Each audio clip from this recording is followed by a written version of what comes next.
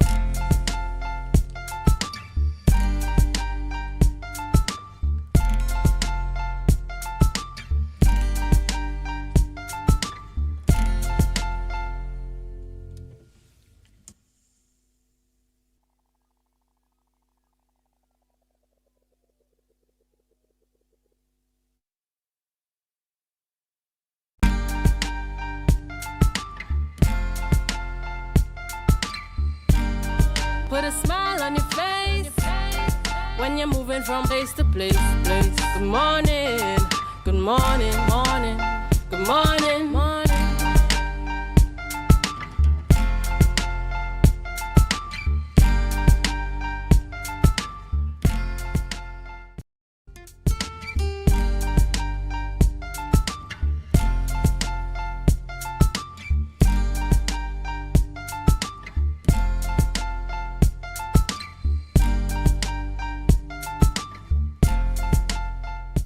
Good morning, viewers, and welcome to Tobago Updates morning show. It is Friday, 22nd of May, 2026. I want to say thank you for joining us here on yet another episode. This morning, I am joined in studio by Alex Brown. Good morning, Alex. Good morning, Vanessa. Good morning, viewers. Alex, it's the end of the week. It's the winding down. It's just before the weekend. I know everyone is excited to be out of the office by 2 p.m. Except security, probably. By 2 p.m. Listen, we have to encourage productivity. We work all the way till the end of the work. But Alex, you know, I was just talking from a place of reality. We need to adjust to reality. Viewers, we want to say thank you for staying right here with us at Tobago Updates. Before we get any further into the programming this morning, we head on over to news in 90 seconds. In a shocking turn of events, the office of the DPP has ordered that criminal charges be laid against Kaya Seeley, the paralyzed widow of Joshua Samaru. The January 20th St. Augustine shooting originally sparked nationwide protests after video appeared to show Samaru surrendering before police opened fire. Now the TTPS has issued unexecuted warrants for Seeley, charging her with manslaughter in relation to Samaru's death and 3 counts of shooting with intent at police officers. Police Commissioner Alistair Govero clarified that no officers are currently facing charges in the matter. Tobago football celebrates a massive milestone on the international stage. Versatile defender and midfielder Keanu Botswain has officially signed a collegiate football contract with Eastern Arizona College in the United States. The former Eagles FC standout, known for his elite speed and physical strength, will join the EAC Fighting Gila Monsters in Arizona's highly competitive NJCAA Division 1 ranks later this year. And finally, the countdown to the 39th Tobago Heritage Festival is on, and the call is out for local talent. The Performing Arts Company and the Festivals Commission have launched an open audition call for actors, dancers, vocalists, and musicians of all ages. Performers are needed for the massive July 16th opening night gala. Registration links are now live on all official THA platforms as the island prepares to tell the whole story. And that was your news in 90 seconds. Tune in again at 6:30 p.m. for the full newscast. Now, moving swiftly along into the program, into our celebratory segment this morning, we head on over to our birthday shoutouts. First on our list this morning is Elton C. Richardson Sr. Ladies and gentlemen, I know quite well. We want to wish you a very, very happy birthday. We're seeing pictures of a younger version of him and then the more mature version. Shows how times have been good to you. Life has been good. And we trust that as you continue to live, you continue to enjoy the goodness of God. Happy birthday to you, Mr. Richardson. Up next, we have Mr. Anderson Charles. Happy birthday to you from us here at the Tobago Updates family. We hope you have a bright and splendid day, that you take some time to really relax and enjoy this new chapter that is beginning. Take some time to go to the beach. We live on the island of Tobago. We often take the beach for granted. So you could go and take a little dip and bring in the new year with some rejuvenation and some life and some relaxation. Next is Jameson Charles. We're not sure if there's any relation, but happy birthday to you, Jameson. We trust that your day and your year is going to be as peaceful as you appear in this picture, and certainly purpose is going to be accomplished as the years roll on. Happy birthday from all of us here at the Tobago Updates family. Up next, we have Dwight York. Happy birthday to you. Wishing you greatness upon this new year of life and all God's richest blessings as you continue to charter your way forward in this life, and that all your goals and all the achievements that you set out for this year, you put in the work to ensure that it is achieved. Next on this morning's list, Johan Barrow. Happy birthday to you, Johan. We trust that as you make it through today, that you're going to be blessed. The time you spend with family and friends is going to be time that you enjoy, and that as the new year rolls on, it's going to be full of new things and new blessings from God Almighty. Happy birthday to you. Up next, we have Candice Nichols. We hope you have a great day today. Happy birthday to you. Take some time to spend it with friends, with family, that you really take some time to just look back on the years past and what you want going forward for this new year, and just make sure to celebrate your birthday. We often take these times for granted, and the fact that we were granted the opportunity to have yet another year of life on the earth, and that going forward in this new year, God continues to richly bless you. Followed right along by Candice Jackson. Happy birthday to you, Candice. We wish you all the best today and in your new year. May your new year be as full of life as this picture suggests, and that you are going to truly enjoy not only today but the years that are ahead. Happy birthday. Up next, this is no stranger to the Tobago space. We have Mr. Julian Skeet. Happy birthday from us here at the Tobago Updates family. You know you are always going to be welcome here on the Tobago Updates family. You are one of ours.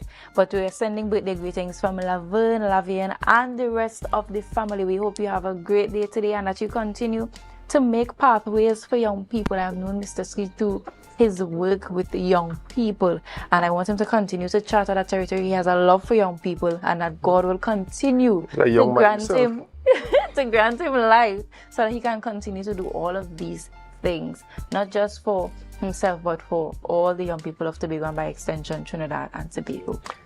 I have the honor of saying happy birthday to Mr. Astor Koshi. Now, this is a very special birthday. Mr. Koshi is 91 years old today. Now, this is something that is really worth celebrating. I think just a few weeks ago, him and his wife celebrated probably 60 plus years of wedding anniversaries. God richly bless you, Mr. Koshi, and may your years as they continue to roll continue to be years of favor, of strength, and of the goodness of God. This comes to you from Auntie Kathleen, Joel, and all the other children, and certainly from all of us here at the Tobago Updates family. And last but certainly not least, we're sending birthday shout-outs to Annalisa Nichols. John, her birthday is tomorrow, but you had a request from one of your family members, one of your loved ones, sending happy birthday greetings for you in advance of your birthday celebrations. We hope that you do enjoy it. To those of you who did not make it on our birthday lineup this morning, we want to say happy birthday to you, and we want to remind you that next time you send in your information so that we at Tobago Updates can celebrate with you. Now, Alex, what's on the rundown for our viewers this morning? Well, it's Friday, and this Friday we have sport all morning. Fridays are usually at least half the show is sport, but this morning we seem to have sport all morning. So we're talking first up with Angela Campbell, and we're going to discuss her achievements. She has made Tobago very proud. She has been in the circuit for a while doing her thing, and now it's gained some international recognition. We're going to talk with her for quite a while, and then we go across to Marcus, and he's going to do his usual rundown of all things sport on a Friday. And viewers, there you have it. So stay tuned here at Tobago Updates so that you can be a part of these conversations. But before we go anywhere, remember to share the live, share the live, share the live. We'll be right back.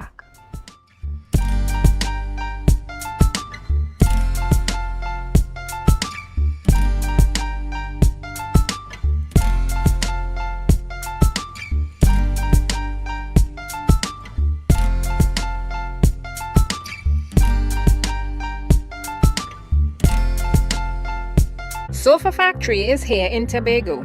Conveniently located Montessori Drive, Glen Road, Scarborough. Up to 20% off on select sofas for customization. Deals on some sofas from as low as $4,000 until stocks last. 10% off on all wardrobes. Half off on shower heads with the purchase of a vanity set. Come in and experience the new way to shop for furniture and see the quality in person. Make your goals a reality this season with Mount Pleasant Credit Union. Tobago's choice, we got you smiling. Come and feel that mid-year feeling, oh yeah. Mid-year island dreams, we make it easy. $20,000 to $100,000. Come and see, we warm hearts, bright plans, your goals grow. Mount Pleasant Credit Union, Tobago's choice. You know, every loan wants to prove more reasons to celebrate. Chance to win big, doesn't that feel great? Up to $3,500 in exciting gift certificates. Share investment starts as low as $2,500. Mid-year island dreams, we make it easy. $20,000 to $100,000. Come and see, we warm hearts, bright plans, let your goals grow. Mount Pleasant Credit Union, Tobago's choice, you know. Looking for office attire or worship apparel, then come to Tia's Classic Closet. Shopping for casual clothing or just want to dress down. Big discount, so it's you on clothing and comfortable shoes. Get some wonderful accessories to match your attire. Come to Tia's Classic Closet at 39 Montgomery Road. Opening hours daily from 9:30 to 5:30. For more information, call 710-168-99999. The Caribbean is more than just a place. It's a spirit, resilient, vibrant, and full of possibility. It's who we are at the heart of everything we do. For over 150 years, we've been right here, invested in the Caribbean, its people, and its progress. And today, we're going even further. We're deepening our commitment to the region, continuing to invest in the networks, services, and digital solutions that move Caribbean businesses forward. Whether you are a mid-sized business or multinational player, we bring you resilient connectivity, personalized service, and tailored IT solutions, all powered by local teams that truly have your back. We're here to help you navigate challenges, grow, and Sofa Factory is here in Tobago. Conveniently located Montessori Drive, Glen Road, Scarborough. Up to 20% off on select sofas for customization. Deals on some sofas from as low as $4,000 until stocks last. 10% off on all wardrobes. Half off on shower heads with the purchase of a vanity set. Come in and experience the new way to shop for furniture and see the quality in person. And I have never, ever tried anything from the dirt oven. Let's go to the backyard dirt oven on a Thursday. And talk about authentic. On entry, I felt at home. I felt like I was going to visit my loving grandmother on a weekend. The kind of weekend where she showers you with love, stories, and food. This place is a home away from home. And just like I would do at home, I popped the question, what you had to eat day? And boom, coconut drops. Boom, bread. Boom, garlic bread, boom, hops, boom, coconut tart, boom, jam tart, and boom, something they call nuts. And just like that, Mistress Baker was ready to pop them in the oven. And don't worry, she had some help. And while we was waiting, I said, let we hear from Mistress Baker herself. Well, we've been operating for a couple of years now. We started, this was a COVID project. We operate strictly on Tuesdays only. You don't keep stock, we only sell on Tuesdays. Such a sweet lady. Hey, Olia, it's ready. When last you see a nice golden brown bread, sir? Backyard bakery for the win. Olia, a GT. I finally get me the oven bread with a little extra goodies on the side. You might be asking, where they're located? They are located on Bukuru, right on Nightingale Avenue, right before Racetrack Wheels if you're coming from town. Just look for the green hedge. You can't miss it. Pause. Check out the menu they one time. Honestly, guys, this is an experience I will never forget. It's a home away from home, a place filled with love, life, and most importantly, good bread. Do you believe in magic?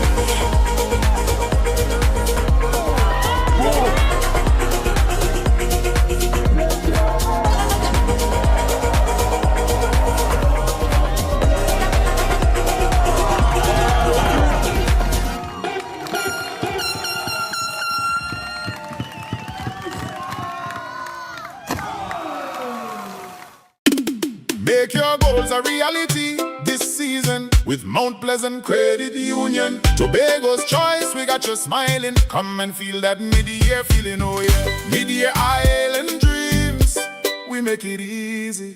$20,000 to $100,000. Come and see, we warm hearts, bright plans, your goals grow.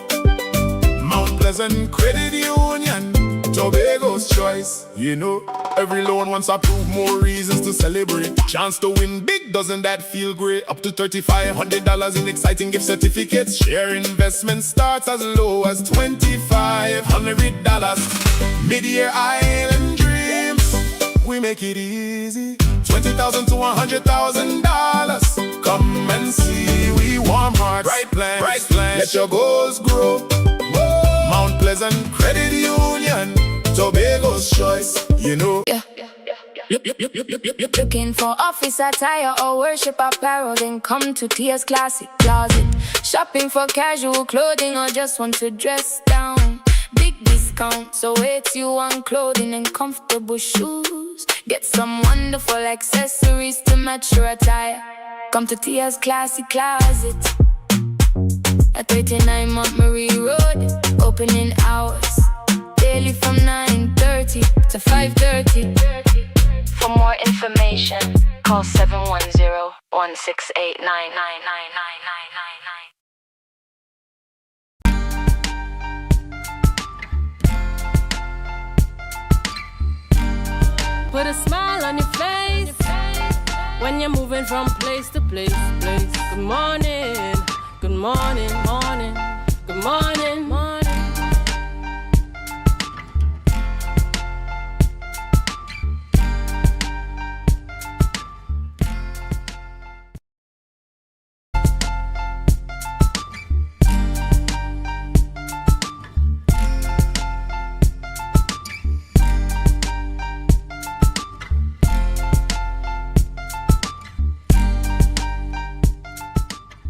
Viewers, welcome back. Thank you for staying with us. As promised, we're talking with Angela Campbell.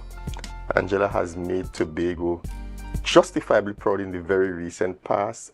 She has made an accomplishment that is made for the first time by a female out of Tobago.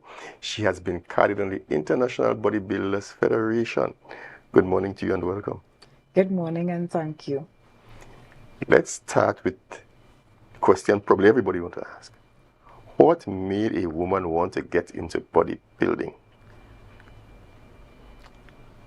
Getting into bodybuilding, to me, muscles is life. You took that position before you started bodybuilding? Yeah, because I realized muscles is life, yeah. So, and then bodybuilding puts you in a mindset that your health comes first. And then being healthy, I think I could do more. So you have to choose a sport that you can utilize this health properly. So I get into bodybuilding because, I mean, I could teach others, train others, if even they don't have to go on stage, but just the healthy aspect of life. Keeping your muscles, burning fat. So bodybuilding have its ups. Well, it don't have no dung in it. It just have ups. I am not sure, but let's talk. I'm not sure I want to agree too early, but okay. In terms of your achievement when you went for this competition, you got IFBB Pro card. You got an IFBB Pro card. And why is it such a significant? Tell us why it's such a significant accomplishment within the bodybuilding world. Because having a pro card is a plus. Because when you have a pro card, that means you can compete any part of the world when you have a pro card. So then having a pro card is a plus. So this is what all bodybuilders go after to become a pro. Now let's talk about your experience on the Roger Boyce Classic in Barbados at that stage. What were your expectations going into the competition? Now we see you have accumulated, you've acquired the pro card, but apart from that, what were some of your expectations going into this competition? Going into the competition, I mean prepping going into the competition, it had ups and downs because people who you think would have been there for you in the line of training and whatever, they fail you at the the nick of time. So now, going into competition, you have to shift your mind because 80% of your life is not yours. Because you have to stay, you can't line, you can't eat where you want, you can't drink where you want, can't do nothing more than lift weights, sleep. So then when your mindset shifts to that it already had, and then when people switch up on you in that time, so I was actually battling if to do the show or if not to do it because I was at that point. So then in the last 3 weeks, I met Ben Lawson from Trinidad. Well, we always good. And we just went to do one leg session. And then he was like, you competing? And I said, yes. So he said, we have 3 weeks. He said, it will be the hardest 3 weeks of your life. I said, no, okay, bring it on. The mind is set. And we just keep pushing. So then you guys, when you had to go home, now you had to pull out your scale. You had to start to weigh everything. You weigh the oats, you weigh the chicken, you weigh the rice, you weigh the salt, you weigh everything by grams. So you're not eating anything much but small meals, but just like 5 times a day. And then I said, Angela, here, well, you reach too far. You're going, you're giving it your all because I am not leaving Barbados without a pro card. So I've given everything that I have on the stage. You told us of that, and certainly this could not have been the only challenge along the way. So you've had this happen just on the nick of the competition. Yeah. But tell us some more about the journey. Has it always been an easy route? Now for me, this 5 grams of rice and thing, I'm not a lover of rice, but measuring food like that is not. I'm consummate Tobagonian. We had to eat everything. But the journey, how was it? The journey is it's a hard journey because you would prep and go to a competition, and yes, you would come first, but you still doesn't look the part to get a pro card. So you will say I will go to competition, and yes, she come first, but she didn't get a pro card because now you have to work. You have to show these judges I am good enough. I look good enough to represent you all on a world stage representing the IFBB body. So now, if you don't look that part, you're not gonna get a pro card. So you have to work. So every time I come off stage, I will go to the judges, if even, and I will be like, yes, I came first, but what is my weakness? What I need to work on? Because they want to see everything in detail. And then they will say like, get the shoulders a little wider, get the legs tighter. I want to see some hamstring. I want to see glutes and hamstring separate. So you have to come back to the drawing board. You have to change up your training. So you're trying to figure out where's the problem, and it's like you have to train harder because it's like the legs are accustomed to a certain weight when you're training by yourself. Now you have to get completely out your comfort zone. So you have to do some training that you don't think you would be able to survive after. Let me put it like that. So it's just, so every time the challenges just get more and more, and then you'll be like, this time when I go to Barbados, they would not be telling me anything more than give me what I go there for, because I work hard. I definitely put in the work. I want to prod some more at the journey, because you came here this morning, the nice subtle makeup, the nails, all ladylike and things. But has the acceptance in the society been all that you would have wanted it to be as you pursued the professional path? No. Talk to us about that. Because some people you're gonna get the encouragement, do it, and others you will get she look hard, she look like a man, she doesn't look good, she face look hard, I don't like women with muscles, and you get all these negatives. But then I didn't make it break me, it made me. So every negative that spew, when I training, I do 10 more reps. When I remember what they say, I do 10 more reps. They give me strength. So I just take the negatives and build a staircase to walk very nicely on top of the stage and pose. Alex, you took my question. I was actually going to ask her about breaking barriers and how women are still faced with certain stereotypes as it relates to bodybuilding. But in terms of those stereotypes, we're going to speak about the sport itself. Do you believe that there is more that should be done for the bodybuilding sport here on the island of Tobago, not just for women, but also for male athletes and bodybuilding on a whole? And what do you think are some of the recommendations or suggestions based on your experience that can be implemented for the sport to be better supported? First thing, we need a body, a working body, not just by he say, she say. Communication skills is very poor within the body of bodybuilding in Trinidad and Tobago. So it's like We doesn't have a real body that we have meetings and or like a group that we could chat in the group and know exactly what is going on. No, so that part. So now somebody who is trying to get into bodybuilding, I will be honest and I will be frank. I really don't even know how to tell them where to start. The most thing I could say is give them one of the judges' number, tell them get on to the president, and they could go ahead from there. But me personally, I don't know, because, and then as I was talking to Kerwin, I said, if we want this sport to continue growing, we have to have a body, because we doesn't have a body, because when I'm traveling to compete, it's me alone. I have to prep my own meals. I have to be asking people to do my tan because I have nobody to tan me. I have nobody to put on my oil backstage. So I have to be looking to other people from different countries to help me backstage, because it's me alone, Kerwin at the desk judging, and I alone back, and you see everybody else with the supporters and the team. And trust me, if your mind not strong, you will break down backstage, because it's you alone, nobody to cheer you on, nobody to say, come on Angie, go. Well, if somebody say Angie through the crowd might say Angie, but it's just you and you alone and your mindset. And I just have the mindset that it's me alone. I go in there and I hitting it off. That's it. Now that you've earned your pro card, what's next? I'm thinking to do a show probably October, November. Not sure yet because I haven't got the schedule with the shows on them as yet. So you have to get time to prepare and get your body back. So now I have 1 week to eat and drink anything that I want. So it's this week. So it's finishing on Sunday. It's cheat week. Yeah. So Monday is back to the drawing board, back to the grind. And then I have to do that because standing on stage with the pros, after winning my pro card, I went and do the pro show the next day. And then standing with the pros, and then you realize, yeah, my work now starts. Now, you mentioned that now this week is your off week, that you're able to eat whatever you would like during this week.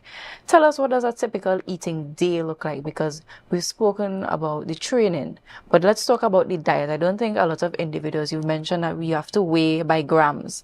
I think a lot of individuals don't understand the diet as it relates to bodybuilding, some of the things that you would have to consume, some of the things that you can't consume, and so what it's like off season and on season. Right. On season, when you're prepping for a competition, I start a prep from 16 weeks out.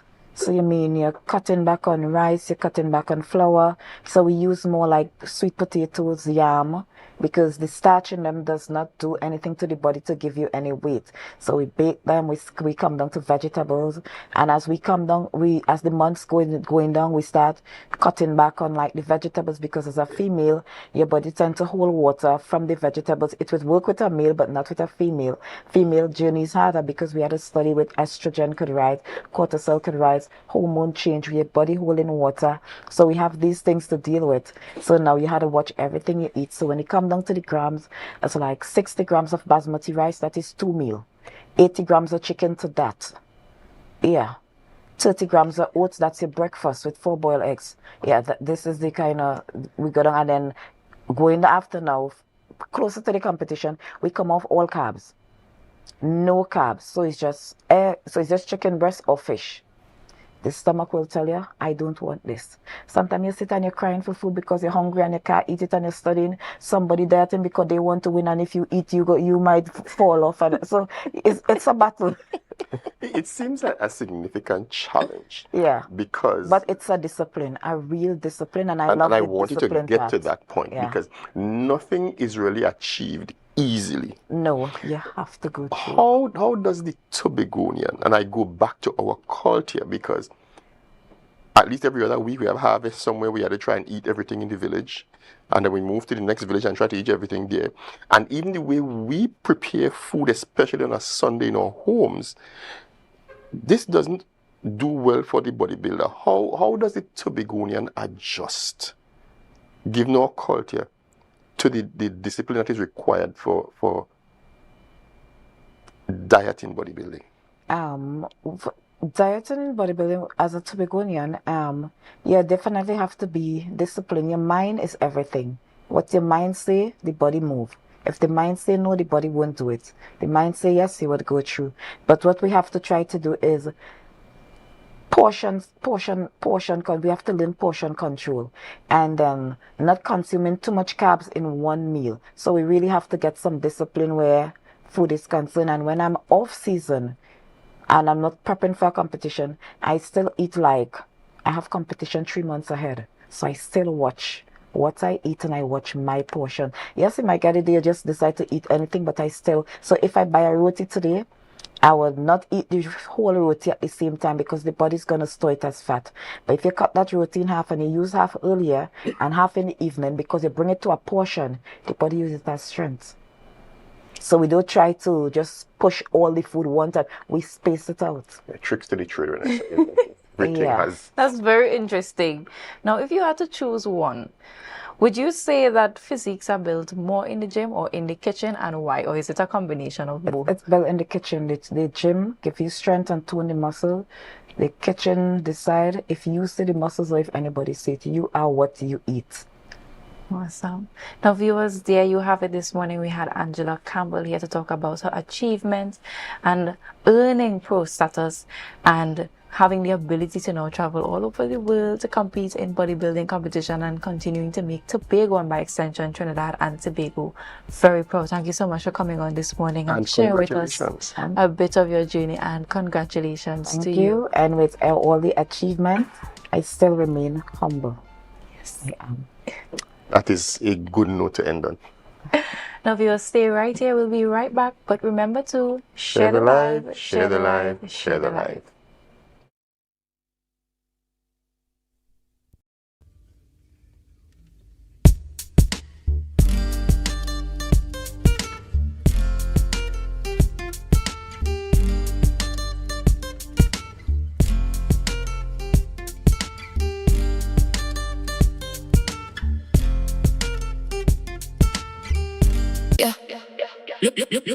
Looking for office attire or worship apparel, then come to Tia's Classic Closet.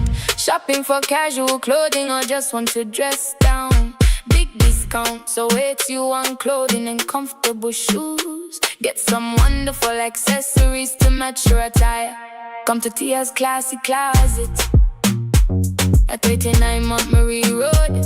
Opening hours daily from 9:30 to 5:30.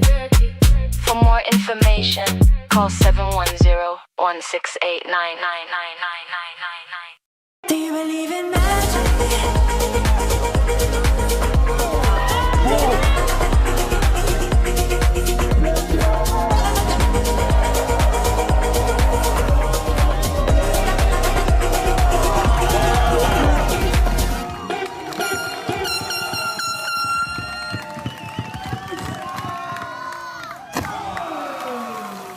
Sofa Factory is here in Tobago.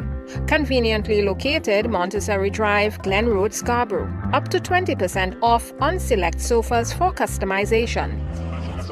Deals on some sofas from as low as $4,000 until stocks last. 10% off on all wardrobes. Half off on shower heads with the purchase of a vanity set. Come in and experience the new way to shop for furniture and see the quality in person. Make your goals a reality this season with Mount Pleasant Credit Union. Tobago's choice, we got you smiling. Come and feel that mid-year feeling, oh yeah. Mid-year island dreams, we make it easy. $20,000 to $100,000. Come and see, we warm hearts, bright plans, your goals grow.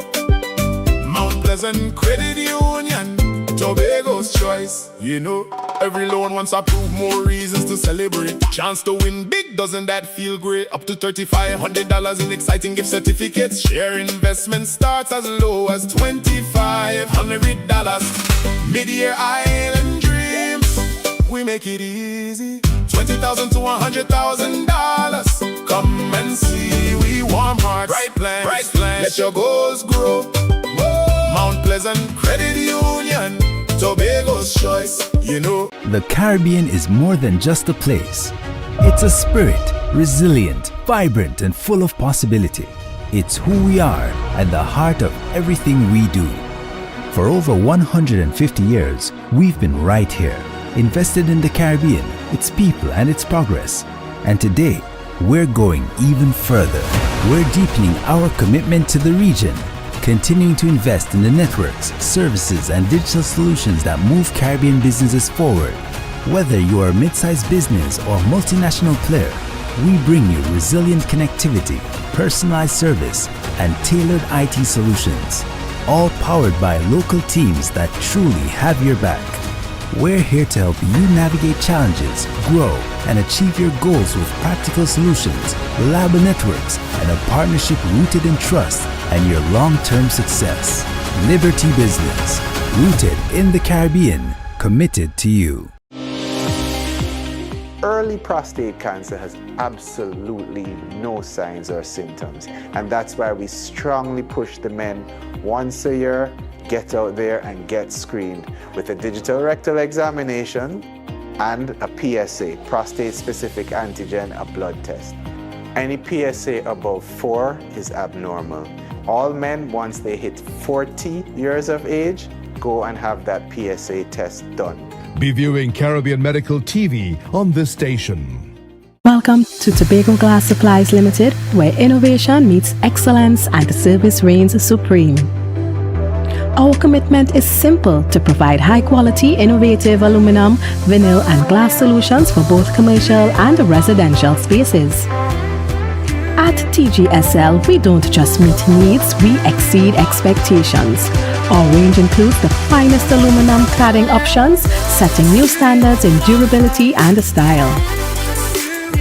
Driven by our passion to elevate, we aim to be the leading supplier in the Caribbean market while retaining our identity as a family-owned business.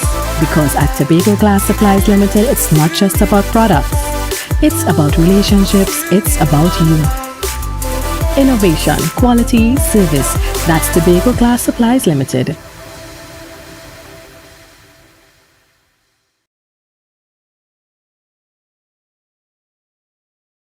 Coming up, spending quality time in Antigua and Barbuda, in the Carnival Zone and with some ocean inhabitants. The kids delivered as always on the track and in the pool. The power to make a difference, supporting great initiatives in St. Kitts and Nevis. There's a true Jamaican feel amidst the grandeur at this hotel. Another milestone for Trinidad and Tobago tourism. It's all next on this station.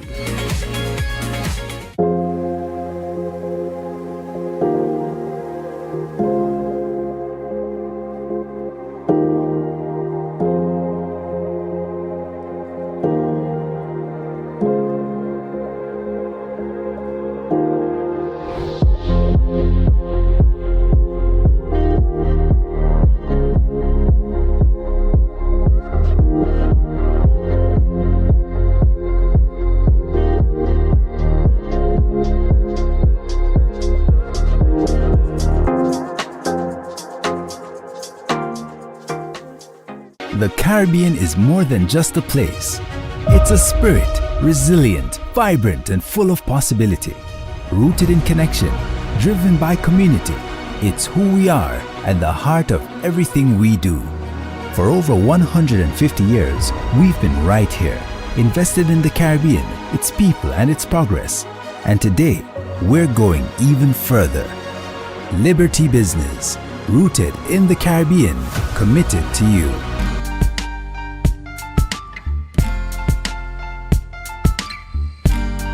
Put a smile on your face when you're moving from place to place. Good morning, good morning, morning, good morning, morning.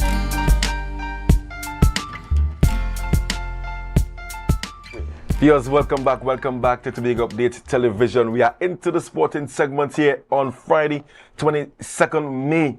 And today we have some champions in the house. Champions in the house. I mean, something is happening this year, or in fact this week, you know. Arsenal winning the title for 22 years. Well, after 22 years, then we had the Trinidad and Tobago Red Force winning the regional 4-day title after 20 years. And I have a man inside here representing a club that has won a title after 20 years. My goodness, and also what breeze is blowing in the world today. But I mean, I'm not sure these guys will be complaining having won some titles. So guys, thank you so much for staying tuned. We have Nairon O, head coach of Georgia Police Club. It's Georgia Police Club, right? Georgia Georgia Football Club. Georgia Football Club, and we also have no stranger to our studios, Downey Marcel out of Ball Blasters Youth Academy. Good morning to you guys. Hey, morning. Morning. Blessed morning to everybody. Yeah, so if you didn't know, now you know, right? We had Georgia winning the Tobago Football Association Premier Division, and we had Ball Blasters Youth Academy winning the First Division, gaining promotion to the Premier Division next season. And I will start off with Naiwan. Naiwan, 20 years in the wilderness, I should say, right? 20 years in the wilderness. The last time Georgia Football Club would have actually won a Tobago Football Association league title. How is it feeling? I mean, having taken over the of course, the reins of coaching and leading your team and community to a title? Well, to be honest, Marcus, for me, it's a tremendous feeling. I've only been leading the team for 4 years. We would have slipped up in 2008. Sorry, we would have won in 2008. We slipped up in 2018. We should have won that title that year. It didn't work out, and COVID came back. At the time, I was still playing. I had to make a hard decision, transition into coach, because at the time the coach would have left. We had no coach, and I made a decision to get into coaching at that time. Didn't have no plan for it. 4 years later, we're here as a champ, so it's a good feeling for me getting into coaching for only 4 years and at the top of as a champ. Yeah. So before I get back to 2018 and 2008, you mentioned that you made the decision to get into coaching. Are you one of those persons like, well, you could coach now? Let's jump into coaching, or are you certified in coaching? Well, I was currently doing my certificate, so I was at the time. I'm not certain. I wasn't certified. Was never part of my plan to coach. The club was in a situation. I believe in the club. I believe in the history of the club, and at the time, somebody had to make the decision. Yeah. And where were you in 2008 when they won the league last? In the US, I'm studying. Yeah. And in 2018, you mentioned that they slipped up. In what way they slipped up? So we had 4 games left. Needed 6 points in 4 games. 4 games. That's more than slip up. 4 games remaining at the end of the season. Needed 6 points. Yeah. Only got 2 points out of 4 games. So the 4 games you played were at home or away? Both. 1 was at home, 3 was away. So you say, is it that you guys celebrated too early or something? To be honest, I was part of the team at that time, and we had some players who felt okay. You won already. So there was games they decided not going to show up. They didn't think, and it came down to the last game of the season where Leeds needed to win by 6. We needed to hope that they didn't win by 6, and we draw. They won, and they went on. And funny enough, we end up to. I remember what 2008. That was when Mr. Frank Edwards was Frank the coach, Edwards right? was leading. I mean, his soul rest in peace. I used to communicate with him very often to get information, and I felt that he was a very passionate coach, and I felt that he really wanted his community to do good. And then when he won that title, he was replaced the following year, I believe. And then things went kind of downhill, but I ain't gonna talk about that, you know. I know you ain't gonna want to talk about that. Well, I say I wasn't wrong, but I know a lot of this stuff. And I'll be honest, Marcus, Georgia is one of the hardest community clubs. I'm sure Donny will tell me the same. I'm sure Donny will tell me the same. Everybody will say the same, and I'm going to tell you why I say Georgia is one of the hardest football clubs to coach. As a player, in Georgia, the kind of fans we have. Today you're going to be the hero. Tomorrow you're going to be the villain. Right. Today you're going to be the hero, and tomorrow you're going to be the villain. And that's just the way it is. Yeah. And I say, we had coaches come and go and didn't understand that culture. So if you try to live and play for the fans, you're always going to end up in a situation making bad decisions or not trusting your judgment on your situation. Me as a player who understand that, because as I say, I was a player. Today I'll be the hero, score goals, win. Tomorrow I miss a couple chances and I'm the villain.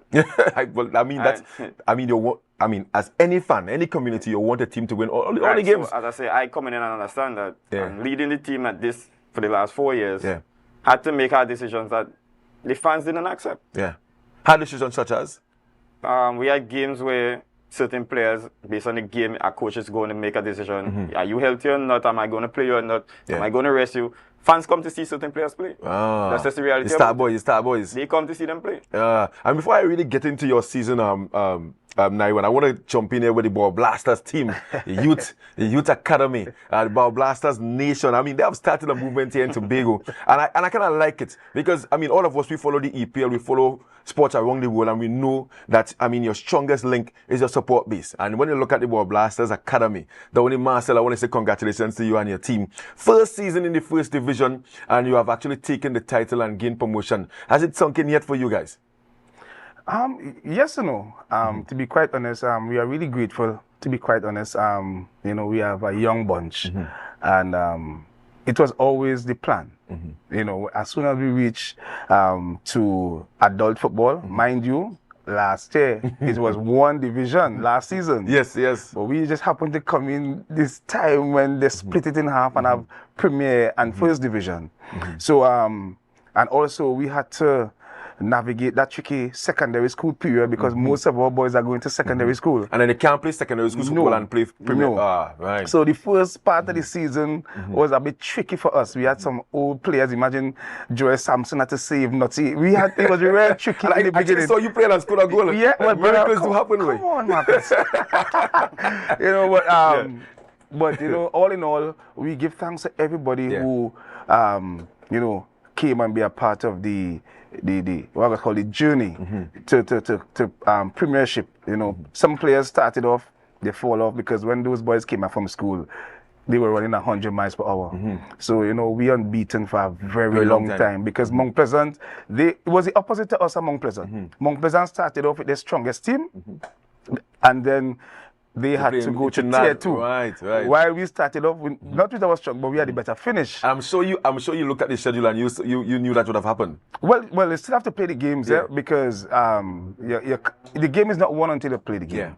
And there are some good teams in the second division, some tricky teams, you know, and we had to navigate that. We had to stay focused, and of course, it came down to the second to last game where.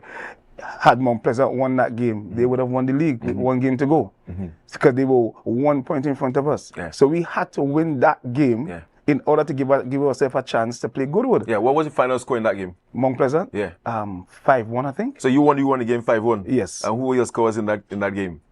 If you can remember. Jediel Marcel scored 2. Jediel scored 2. I know Akim Duncan scored 1. Better get it right. I tried to go as it goes. I think Jermaine Morgan scored 2 or 1. I think Jermaine scored 2, you know. Yeah. Yeah, I think Jediel, Akim, and Jermaine Morgan. Yeah, and for that particular game, because I know it had plenty marketing for that game, and of course the game you played against was Castor you played? No, Roxborough, and that was also not really a must-win game for Georgia, but a game that you couldn't lose. We couldn't drop points in it. You couldn't drop points in that game. Needed to win. Roxborough needed to win. So Donny, you went into that game against Campbell Mount Pleasant looking for a victory, or you just did not want to lose the game? No, victory. Victory. Because had we joined the game, and Mount Pleasant win the last game, they would have been. We had to win. Yeah. We had to win. Draw was off the table. So they had the top players in that game? Mount Pleasant? Yeah.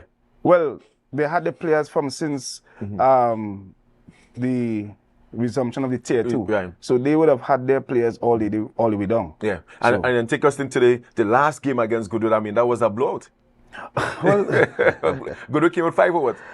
No, they came. Goodwood, listen, okay, I think. Because if you look at the game, the first part of the game, they were there. They were there and about. But I think as you know, time went along, the fitness showed. And we have young players. And them boys, they score 1 goal and they smell blood. And they just go at it. But again, you see our fans, you know, the parents of the club, they came out on that Sunday.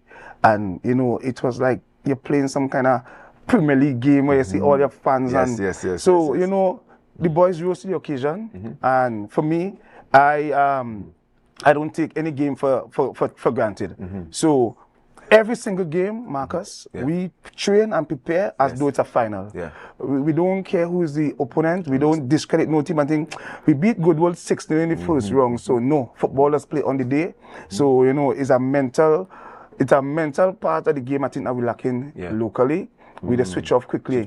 And I try my best, you know, not allow complacency to come in. And I'm happy that you mentioned the mental aspect of things because, I mean, this season was a very long season. Very long. How did you keep the guys motivated from October? I think the October started last year. And you actually still have matches to play. Yeah, I mean, well, you guys will have competed. Well, no, you still have the playoffs. Yeah. So you would have completed your schedule of matches, but the league is still ongoing. How did I mean, and Nigel, for you as well. I mean, how did you keep the guys motivated in a society as Tobago? You have harvest, you have party, and you have all them different things there. And I know young people, they like to go to look at car shows and the princess party. How did you keep your guys motivated for such a long season? Well, to be quite honest and fair, because of the environment that we are living in and the culture that we have, and it is not a professional environment where you could control what players do, what they eat. So, as a coach, there are some things you just have to accept. like what so? Like they will go party. They go party. Paint come in. And you hope they ain't getting each other. Like Tobago Carnival. Yes. Yeah, Juve thing. Yes. You can't do anything about it, Marcus. There are a few players though, and which I think I could only enjoy that for now because some of the players, they are a bit young still. So the parents not going to allow them to go and lime and consume alcohol and all these different things. Marcus, well, I don't know about the consumption of alcohol.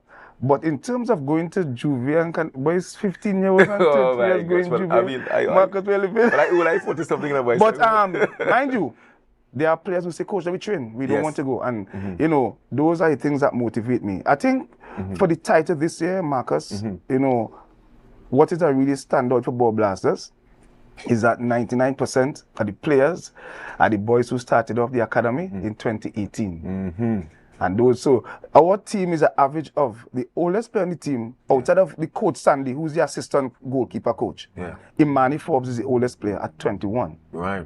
And well, we had Crouch, Vernon Wilson. You know, you always need to get elders around and experience. So you know, he's also working. So he's always in and about. But the team itself is 21-year-old. That's the average age of the team. Yeah, and Mani is the eldest, and he's 21. Everybody else outside of Mani is. We have Antonio Hopkins, that 19, Jamel, 20, Nickel, 20 or 19, 19. Everybody else is 17 and under. So similar to how Georgia, and I'm going to get back to Naiwan, how Georgia, we know Georgia Football Club, that's Moncton George. I mean, where would you say your home base lies? Our home base? In the heart of the fans. So you're not going to take a community and say, well, I'm from Bethel or I'm from Montgomery. It's just Ball Blasters, just a youth academy. We will never design like that. Right. I mean, we have to train somewhere. Yes. But we're not exclusive to any particular village. Ball Blasters is a Tobago club. Fantastic. So we fly the flag of Tobago everywhere that we go. No matter where you are as a young person, if you are interested in development and making come to Ball Blasters. Come to Ball Blasters. If there's a club in your area that is giving you something good, you could also take that avenue. Because Ball Blasters is not the only club. We're unique in so many ways. Yes, we full up our vibes and energy, but based on your location, because you see, sometimes preparing for tournaments will require you to train more often, and transport can be an issue for some people.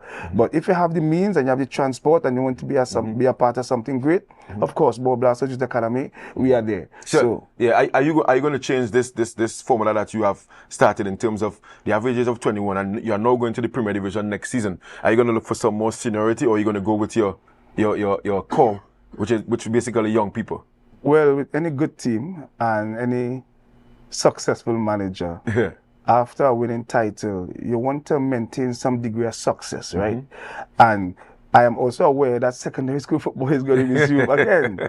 And unlike the first division, the teams up there, they are different. Yes. So we will try our best, to see if we can, sign some players. Yes, we will try. We will try our best, but a lot of players are connected to the community clubs and stuff like that. And then you have to deal with, you have Phoenix in the pro, Tier 1, and then you have Mount Pleasant, Bethel and Speyside in Tier 2. And I'm hearing they want to start the season a bit earlier. This season coming. Well, they better, Yeah, I'm hearing that. I hope. Because if you realize most leagues across the world, even in Asia, even in the United States, everybody going to start like August and finish. Yeah. So the transfer window across the world will be almost the same, because you see when you have Asia playing different to when their league begin, then you have players leaving in January and different things to go there. So they're trying to fix that, which will be good for the football though. So I'm hearing that it's a legend. Yeah, that we want to follow that format. So if that happens, it will be tricky. Yeah, and Darren, that's something that you will endorse at an earlier start? Yes, endorse that full 100 Marcus. It's been hampering us a lot. Even so for us this season, because of when different leagues started. TFA will have started, Tier 2 started after. Players decided they want to go to Tier 2. The pool of players is so small that when that happens, to find players to fill the gaps becomes hard. So, but if we are all on the same page, then a player know, okay, you are here. The transfer window is going to open there. But when even that change, the difference in the windows. The difference in the windows. Because the Tier 2 window different to Tier 3 window. So when that Tier 2 window opens, which means, as Marcel is saying, a player can go up. We can bring down a player. Can't. So even adding, it becomes hard. So that 2018. So these are some of the concerns that you would have actually relayed to the TFA? Yeah, those are concerns I will have always brought up. Because last season, it happened us. Last season, we was in the exact position where we were second coming into the second round of this football season. Good performance, good run, had a chance to win a title. Same thing happened. Tier 2 started. Players saw a new avenue, a new of course, you're playing nationally. So they tried something, they left, and we felt we had a point where there's no addition, we can't add nobody. So we just had to work with it. So I, accepting that, realized the situation, had a plan, and just like Marcel, much people may not know, Georgia Football Club, presently the team, average age is 26. I wanted to get into that as well. Your average age is 26. Wow. So, but what people, me and Marcel will have having a conversation, what people may not have realized, me and Donny have been going head to head in youth football. So I'm expecting big things come next season. Going head to head in youth football. As he may have a better youth program, a structured program. I would have been, as I say, I didn't plan for coaching. Right.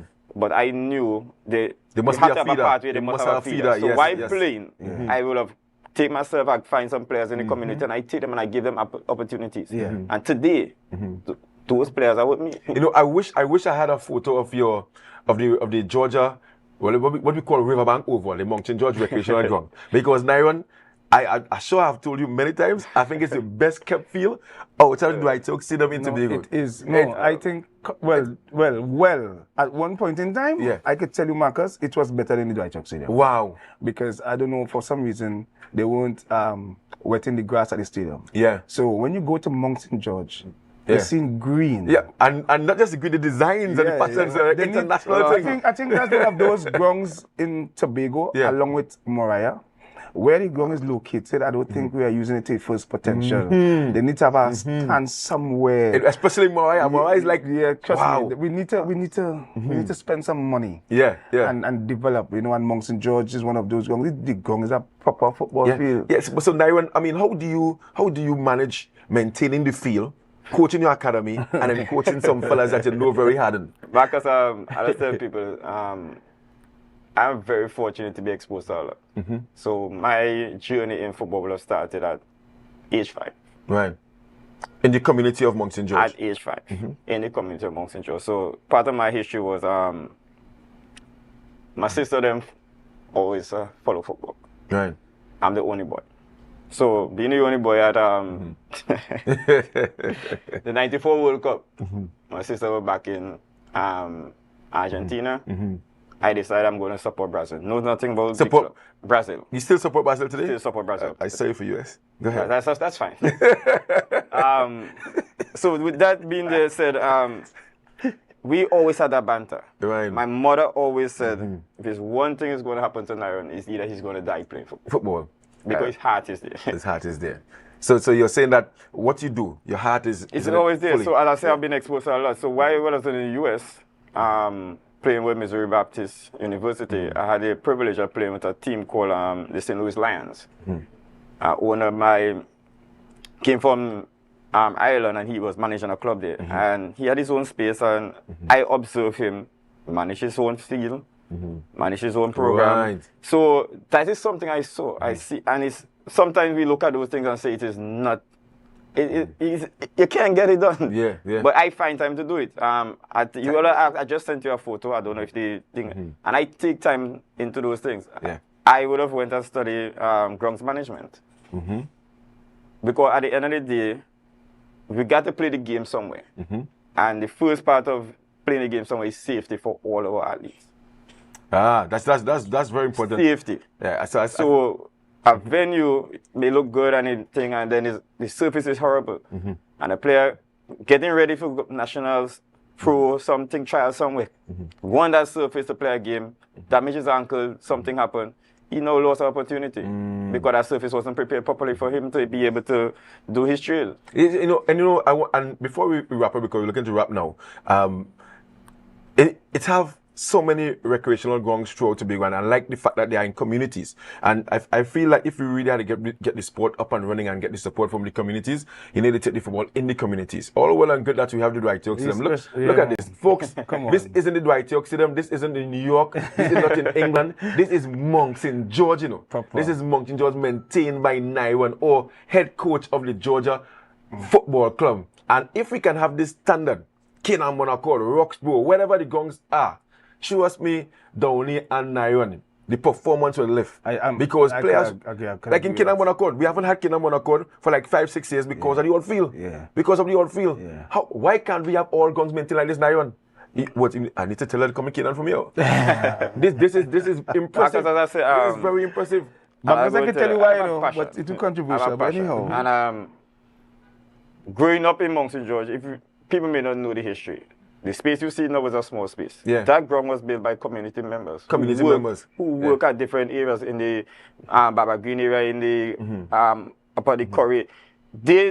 As footballers, they had the opportunity, they had the equipment, and they built that. Now when I'm seeing a lot of greenery on this field. Is this a current picture? This is yesterday. So how come this ground looking green and the other grounds looking brown? Is it because it's close to where the river is, or you have a irrigation system there?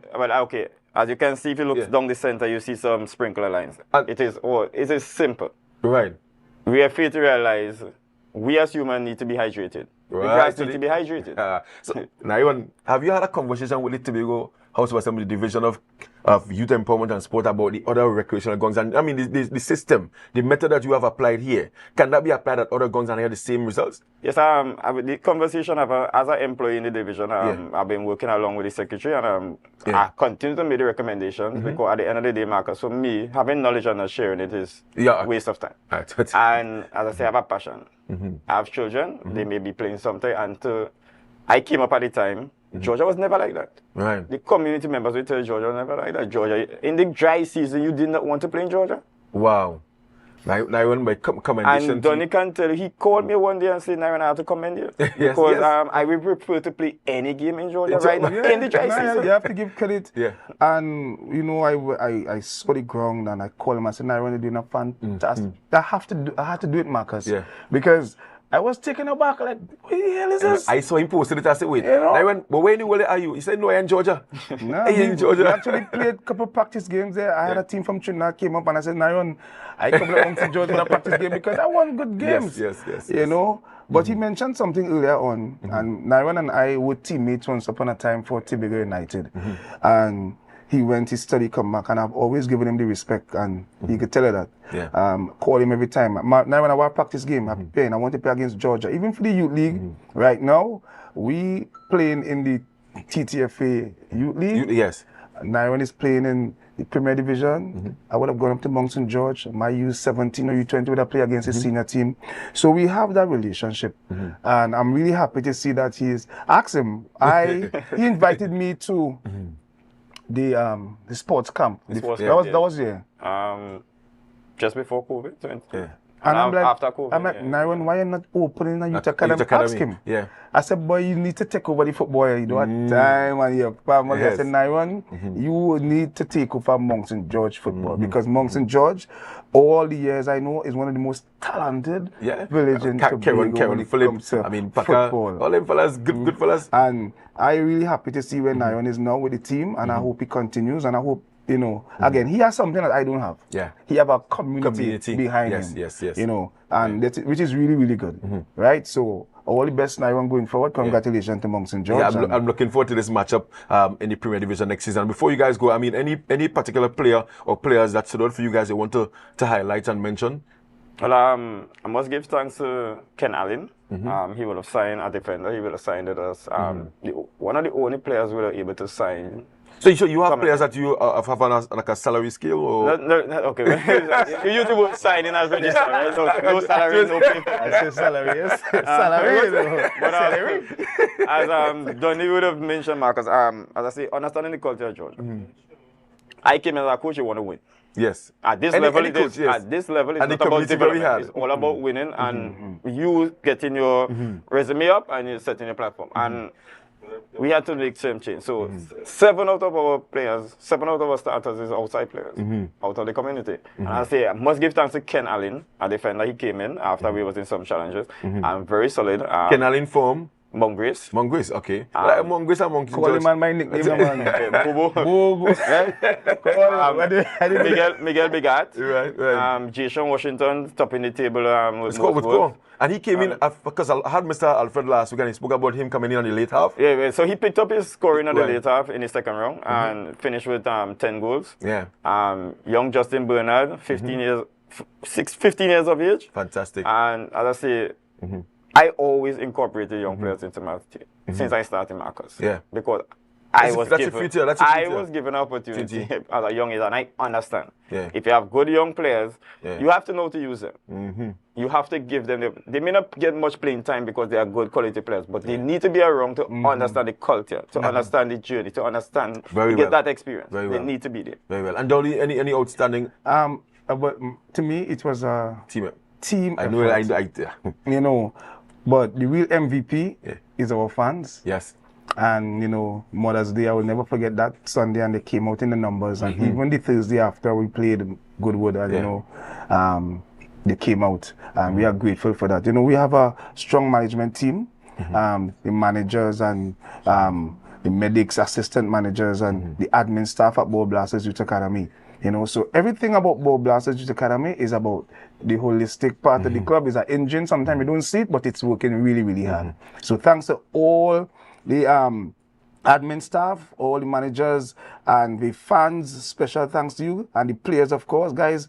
Thank you so much, because trust me, sometimes I just put them under real pressure, Marcus, you know. And they can't take it. And, you know, so I'm grateful for that. And, of course, I give praise and thanks to Almighty God. Fantastic. Guys, I want to again congratulate you. Now, when I told you you'd have been here with your ring. Last time, Mr. Kenny came out and nice, heavy. You know, but congratulations. And I like the fact, and I like the direction you guys are going in terms of investing in the youth. Investing in the youth and giving them an opportunity to represent themselves, their community, their families. Because we have young Keanu Boswain. He's on the outside as well. Started right here. You know, so commendation to you guys. All the best in next season. And of course, you know, no strangers to Big Up Days. Come and share the news all the time. Thank you very much. Viewers, come to the end of a really nice conversation this morning, football conversation. It's always a short time, you know, where sport is concerned, but I mean, it's going to change sometime. It's going to change sometime in the not too distant future. This weekend we have a lot happening where sport is concerned. I know this, in fact, tomorrow we have the Dutch diving again, the second annual Dutch diving event up there in Charlottesville. I know a number of persons going to make their way up to Charlottesville. It's like a line. We also have the Tobago Cricket Association League continuing tomorrow. We have the TCA T20, after T20 tournaments, we have matches at Plymouth and Moriah tomorrow. And then we have the grand final of the Tobago Cricket Association 40 overs final on Sunday up there in Roxborough.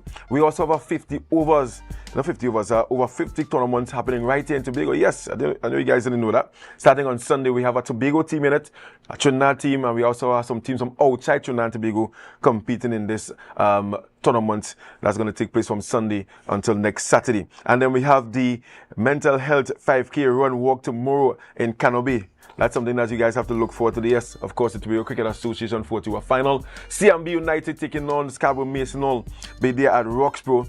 And we have the T20 matches tomorrow at Moriah, and the Shaw Park would have been changed to Plymouth. So something in the communities to go out there and support as well. And I want to also say commendation to Blackrock Government Primary School on winning the Tobago Primary School Netball League, and of course getting all the way to the semi-finals, having defeated Enterprise Government earlier in the week at the Shaw Park Complex 24-8 in the national quarterfinals. They are now into the national semi-finals happening this week. So guys, lots happening over the weekend. Be sure to take in something off. Before I go, I want to also special highlight Gilles Alexander Jalisa Alexander, straight out of Milford Court, doing wonderful work out there in the colleges. Yes, guys, thank you so much. This is Jalisa. She graduated. Very proud mother, Shiva Alexander. And I'm also proud to have known this young lady from, primary school right up. Excellent athlete. Straight out of Milford Court, we see. Yes, viewers, thank you so much for being tuned to Tobago Updates Television, the sporting segment. I want to apologize to Miss Natalie for taking a few minutes of her time. Good morning, Tobago. Guys, don't forget to share the live. Natalie is up next.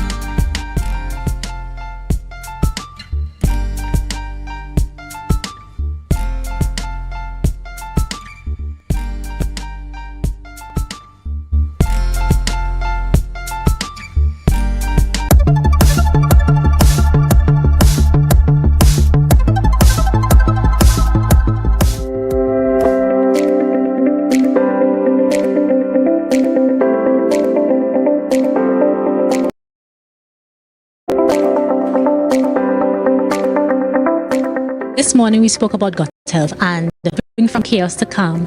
How do we achieve optimal gut health in 90 days or less? Now we saw this a very, very fitting workshop to have at this time because we know that if we look at our local space, the Tobago space, we have an issue with non-communicable diseases that are rampant, they're on the rise, and many people don't realize that the genesis of these issues is digestive health. So when we fix digestive health, then we're able to affect every other organ system within the body. So fix digestion first and you realize that your body serves you and it gives you so many things for years to come. I attended this workshop both as a spectator to learn the valuable information that Miss Melissa had to share, but also to see how our department could collaborate with this department to now get this information across to the wider Tobago population. There's a nerve that runs from the brain straight down to the lungs, the heart, the gut, and this nerve is called the vagus nerve. This nerve is so important because the information in the gut goes to the brain,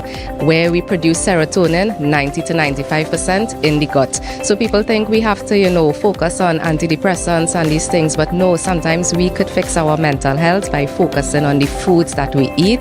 The information that the gut sends to the brain affects how we feel, affects how we interpret information, affects how we relate to people, and you could see that when you are hungry. It's interesting.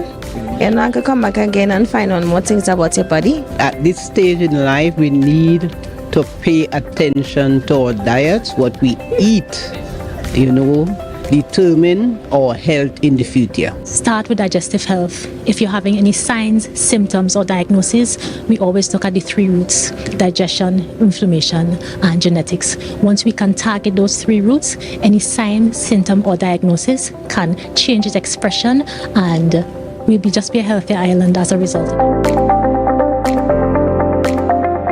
That was a production of the Department of Information, Office of the Chief Secretary, Tobago House of Assembly.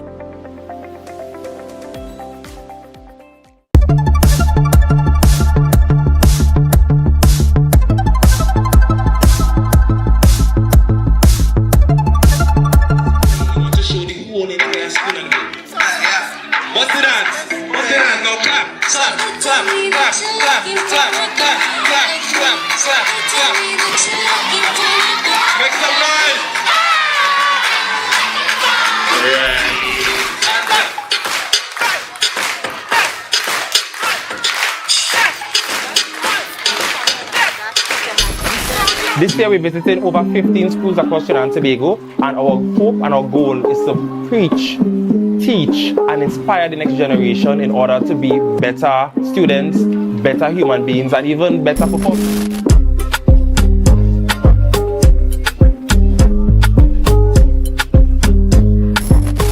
Past, we recognize that some persons don't know how to deal with stress. Music is an avenue, dance is an avenue where they can deal with stress. We have had in the past young people opting to end their life, and we want to ensure that no other young person sees their only option as ending their life. There must always be avenues and opportunities for them to express themselves, to relieve stress. And so when Emperors brought this idea, we saw it as an opportunity for us as the Division of Youth Empowerment and Sport to add another level of support to the younger generation here in Tobago. And this is the first of many new creative ideas that you would see. It was a diverse workshop talking about mental health, and it was a very eye-opening experience. There were different coping mechanisms talked about, and I had fun. The experience was fun. At first it's kind of scary because to have a bunch of people that probably know how to dance better than me. But after we started dancing, I felt more relaxed and confident in myself. At first I was very hesitant to do the dancing, right? But from small I always used to like to dance, and coming there now, right, I enjoyed it very much. They showed us dance choreographies and had us do a TikTok dance, jump with the secretary. It was very nice.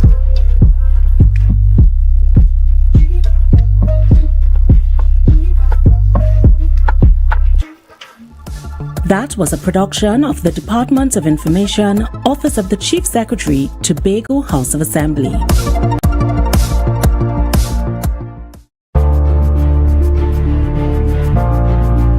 You're viewing Tobago Updates Television, your exclusive gateway to Tobago, broadcasting the beauty of this island paradise to the world.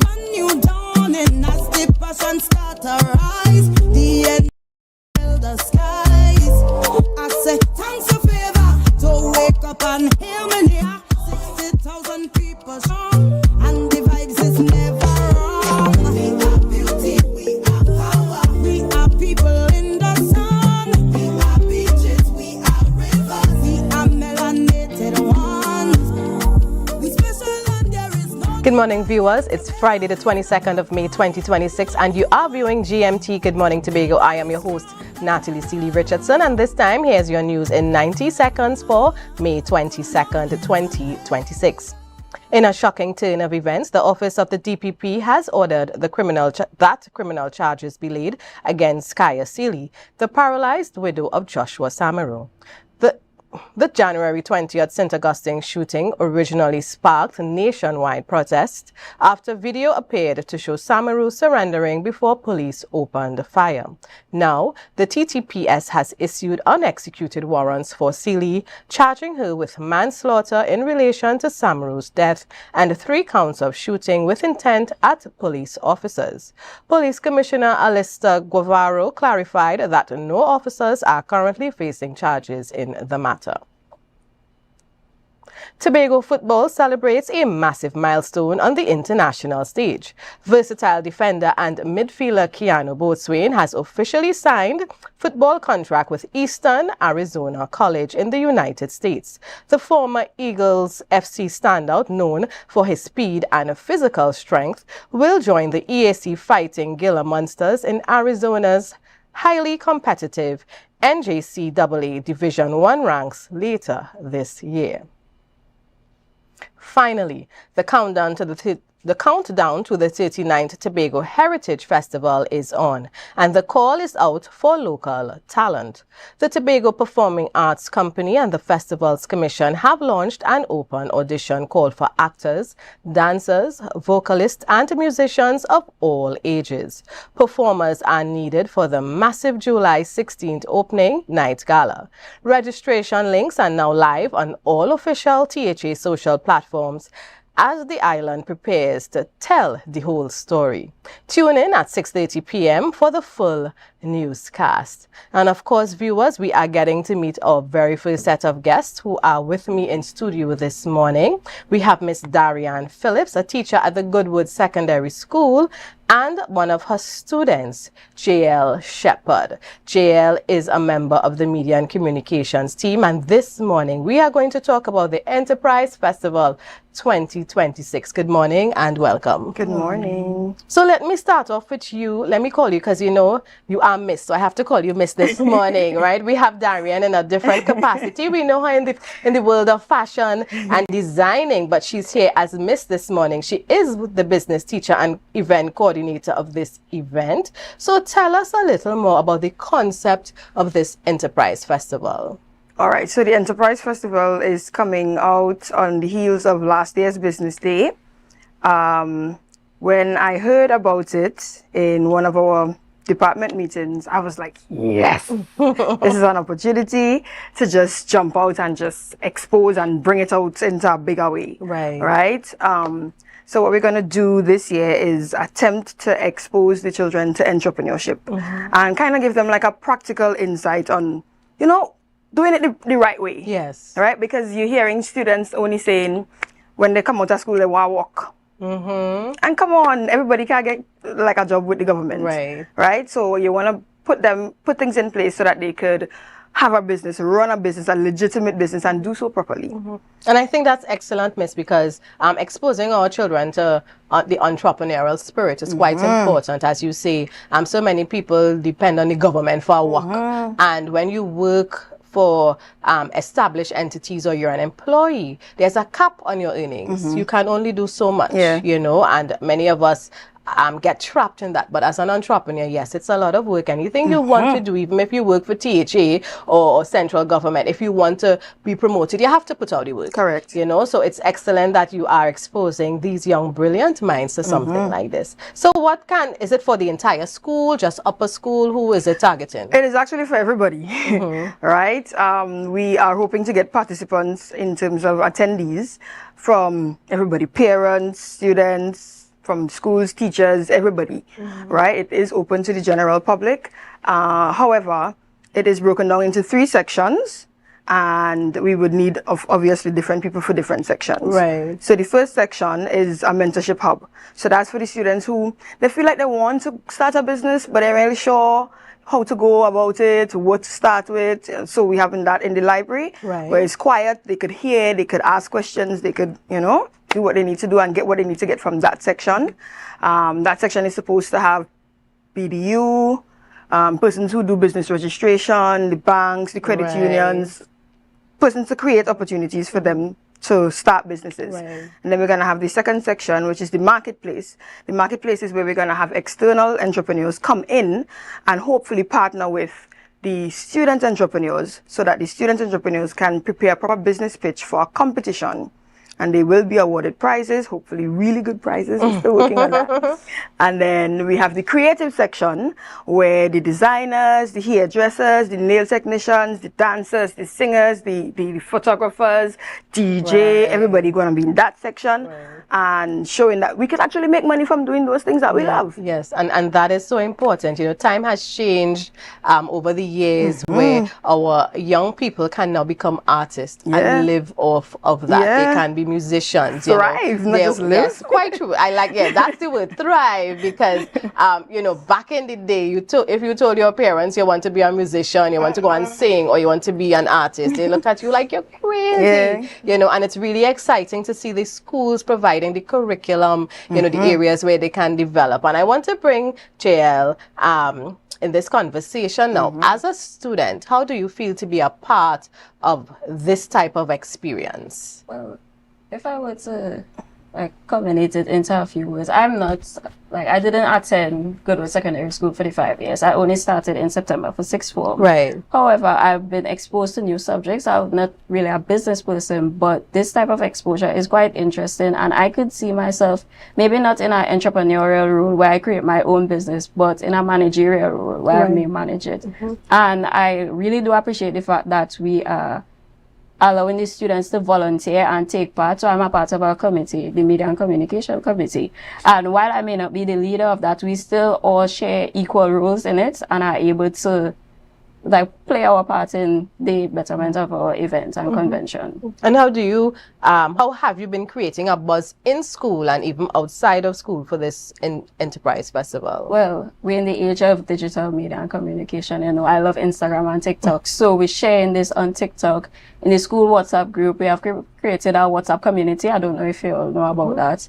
And just talking about it with students. So Miss, tell us when this is going to happen, where, and the time. All right, so it is June the 18th. That's the day before Labor Day. So you could come and then rest on the other day because we're going to have a lot of fun.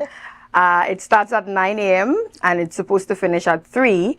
The 9 to 12 section would be a rotation system where the groups of persons come in, groups of attendees would be rotating between the 3 sections. Right. And then after lunch from 1 to 3 is where we would have the display of all the pieces that were created from the designers, the artists who's singing, dancing, all it in that evening section, afternoon section. Now I noticed on the flyer you have the marketplace, buy and sell zone. Yes. So persons who are coming, of course, they're expected to work with their money. Yes, right? work with your money to support, especially to support the student businesses. Yes. All the businesses you're supporting, but especially the student businesses, because we just want to encourage them. We want to show them, yeah, you could actually make money. Yes. Yeah, you can make money. Yeah. And JL, now this is going to be in your school, Goodwood, right? Secondary. Tell me, the other schools around or just across the island, are they going to be invited as well? Yes, so we are inviting 2 business owners or entrepreneurs from other schools to come and set up a booth and market themselves and sell their own designs and business languages. Do you think this is something that young person should really pay attention to? Yes, definitely. As Miss said before, not everyone can get a job in the government. Me personally, I do want a job. I want to become a lawyer. Right. But entrepreneurship is a way of self-expression, and I do think everyone deserves to express themselves, their creativity, and monetize it as well. And you said you wanted to be a lawyer. I mean, and the hope, of course, is to open your own practice, right? Eventually. So you would be an entrepreneur. It's your business. So you're getting good information. You're in good hands with Miss Phillips and the other teachers from the business department. Miss, going forward, now, is this the first time the school is having this particular event? Yes, in this magnitude, yes. And what do you hope to accomplish coming out of it, and hopefully for the future? So one of the biggest things I want from this is that the students, especially the ones who are a part of the committee, that they have something to start to build their resume. Because one of the most frustrating things after I came out of school was that I was not experienced enough. Right.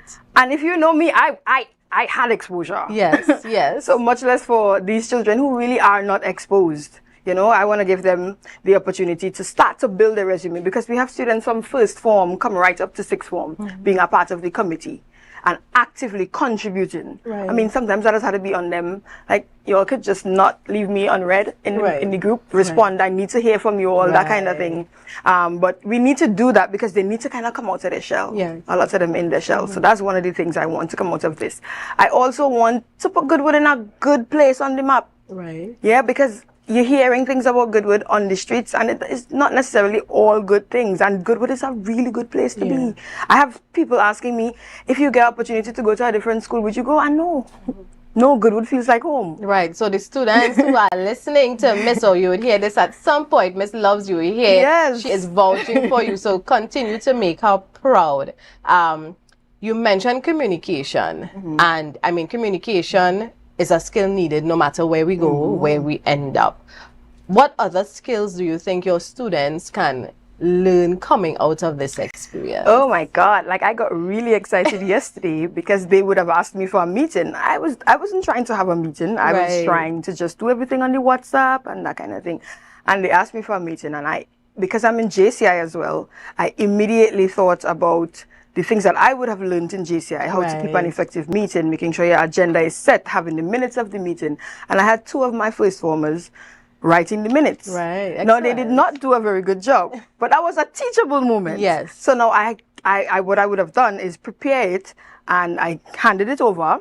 And I told her, this is what you're going to do from now on. Right, excellent. Right, so there are so many different things that could come out of this, because we have the student committees, about 46 students, and we have them in different areas. We have logistics and setup, we have the zone coordinators, and I put the zone coordinators as the persons who are basically in charge, so the higher students, so the ones who are in 4th form, 5th form, who would be basically managing the other students. We have the ushers, we have hospitality, we have the floaters, we have media and communications, we have program assistants, and so every different department within the committee has something that they can learn from it. And I really appreciate the structure, because again, we're not just talking about learning to be a business owner or running your own business, and even that in itself, I don't think people appreciate how many different moving parts there are to becoming an entrepreneur or being an entrepreneur. So you're exposing your students, even those who may not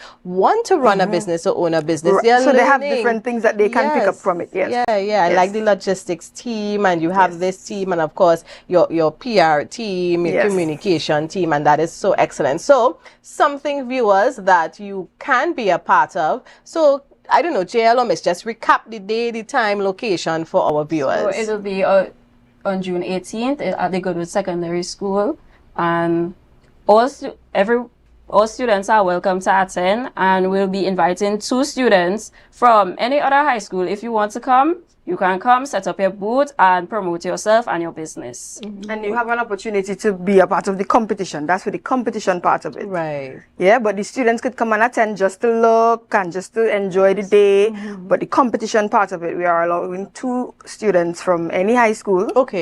To come and pitch your business and have an opportunity to win as well. So for those who may be now hearing about this for the first time, is there still time, and how do they register to be a part of the competition aspect? So there is a link that we have going around social media. So you could follow the Goodwood Secondary School on Facebook, the Goodwood, I think it's GSS Student Council on Instagram.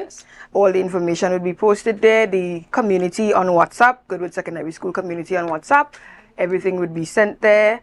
So the students who are interested in the business pitch, you would register using the link. We would also continue to share it. There is still time. We have a little less than a month still. So yeah.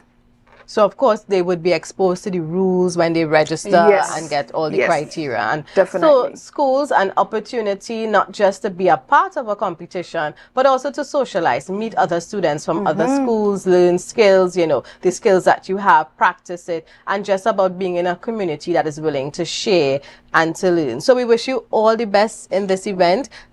Keep us updated a bit closer, send us a reminder so we can remind our viewers as well. And if you are nearby, of course, take the opportunity to visit the school, see what the students are about, drop by, and of course walk with your money to spend. That's one tangible way that you can encourage our young people to become business owners. Yes, and I also have my contact information on the flyer, so you could WhatsApp me, you could send me an email for the information, all of that. Right, and that number is 364 9105. So thank you so much for your time. Thank you. I know Miss Shepherd has to run back to school, and of course you too, Miss. Right, the day is still ahead of you, so we wish you a productive and a successful day, and all the best with this event. Viewers, we go for a break, and when we return, we meet our second set of guests for this morning.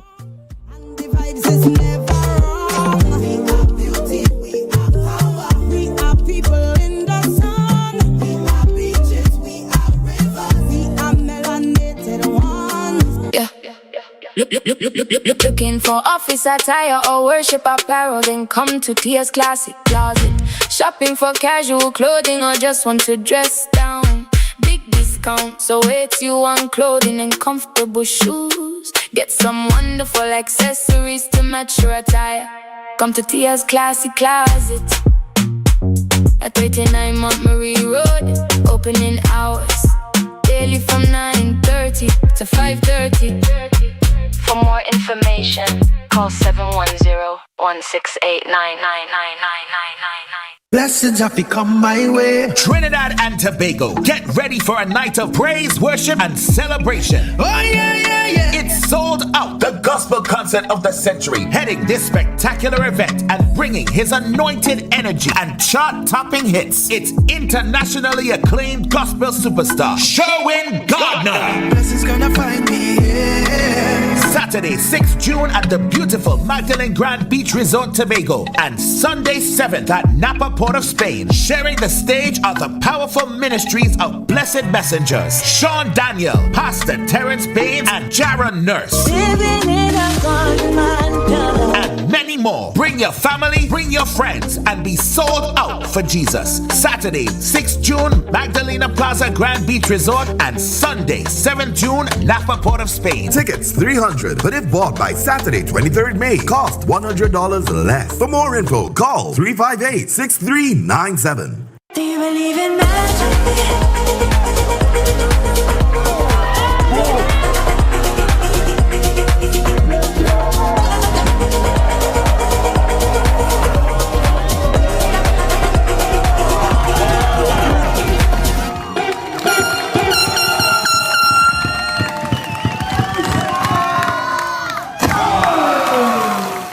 Step out of my dreams to my real life. Girl, I wanna know you feel like, yeah. Come closer to me, let the stars align, yeah.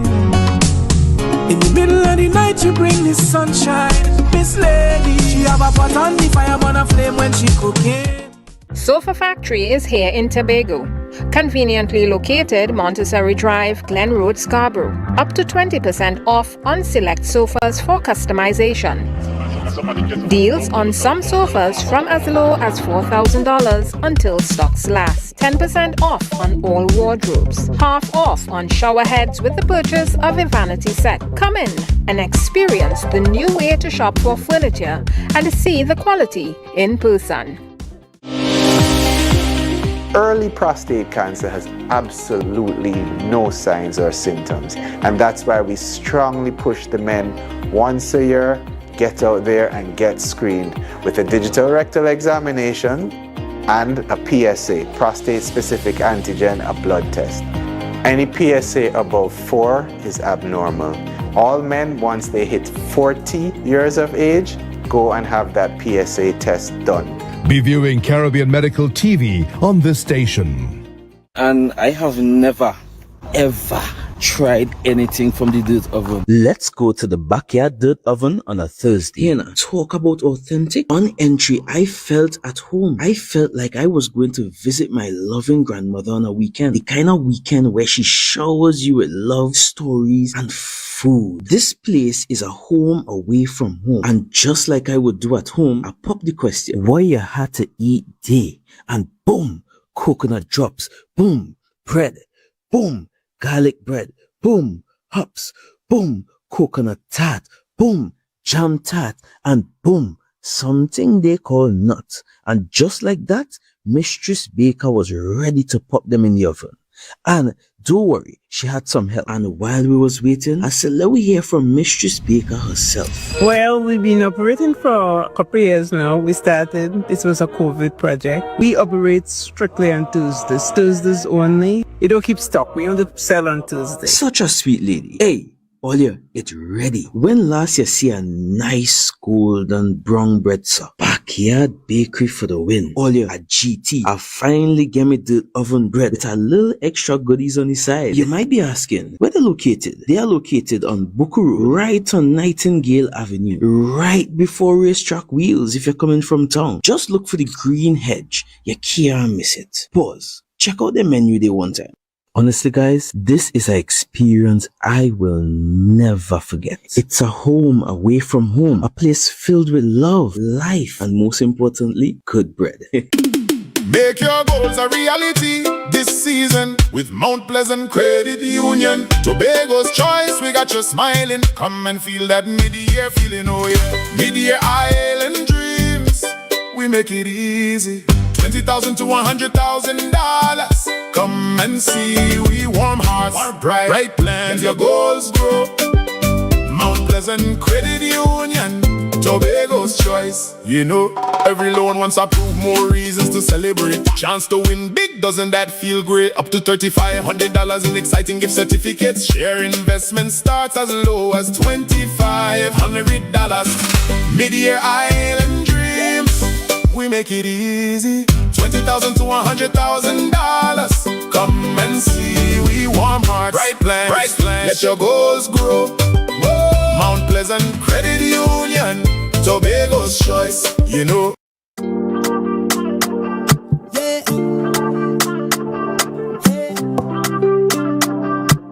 Tobago updates.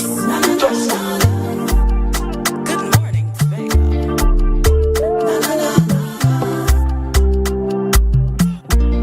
Let's go. It's a brand new morning. Rise up to a brand new dawning. As the passion start to rise, the energy fill the skies. I say thanks a favor to wake up and hear me neighbor. 60,000 people strong, and the vibes is never. Viewers for staying with us and welcome back. You are viewing GMT Good Morning Tobago. It's Friday the 22nd of May 2026 and joining me live in studio is Mr. Leroy George, CEO of Green Tobago Tours, and Mr. Terence Pitt, who is also a CEO of his company Tobago Fun. He's also a tour operator and guide. Good morning, gentlemen, and welcome. And good morning, Natalie. Nice having us. So this morning we're going to talk about the aftermath of your stakeholders meeting that you had yesterday evening. If I can start with Mr. George, tell us a bit about who these stakeholders were and and of course the primary purpose of this meeting. So we had stakeholders yesterday who represented persons that are caterers in no man's land area. We had stakeholders that represented the glass bottom boat industry. We had stakeholders that very importantly who represented the average everyday person, because everybody in Trinidad and Tobago is a stakeholder. And so we had some special guest speakers who are also stakeholders holding that last category of stakeholder. We had Dr. Ned, who was speaking in his capacity as a former head of the board of directors for the Tourism Institute. We had Dr. Denise Soyafat Angus, who was speaking as the former presiding officer, because of course she knows a lot about how legislation should be rolled out, the correct processes, etc. We had Mrs. Nikosi Phillips, and she was speaking in her capacity as a UN diplomat. So she understands how things are supposed to happen on an international level. And we had myself also as our guest speaker, speaking as a former research officer, or better yet, business operations coordinator with the responsibilities of a research officer formerly in the Office of the Minority Leader. And so what was the main purpose of having this meeting yesterday with these stakeholders? The main purpose of the meeting was to really dig into the proposed act, which presently is a bill, which is the 2026 Marines Park Bill, to decide whether or not we want to accept it as is, whether or not we want to reject it as is, have amendments to it, or whether or not we want to look at the already existing act, which is the Marine Preservation and Enhancement Act. We would have read through, Mr. Terence Pitt and myself in preparation, we would have read through the entire Marine Preservation and Enhancement Act. We would have had persons like the owner of Sugar Lips glass bottom boat who would have read through the entire Marines Park Bill of 2026. And we discovered that when you look at the Marines Park Bill, it focuses more on prohibiting persons from a particular area, whilst when you look at the existing Marine Enhancement and Protection Act, it looks more at protection.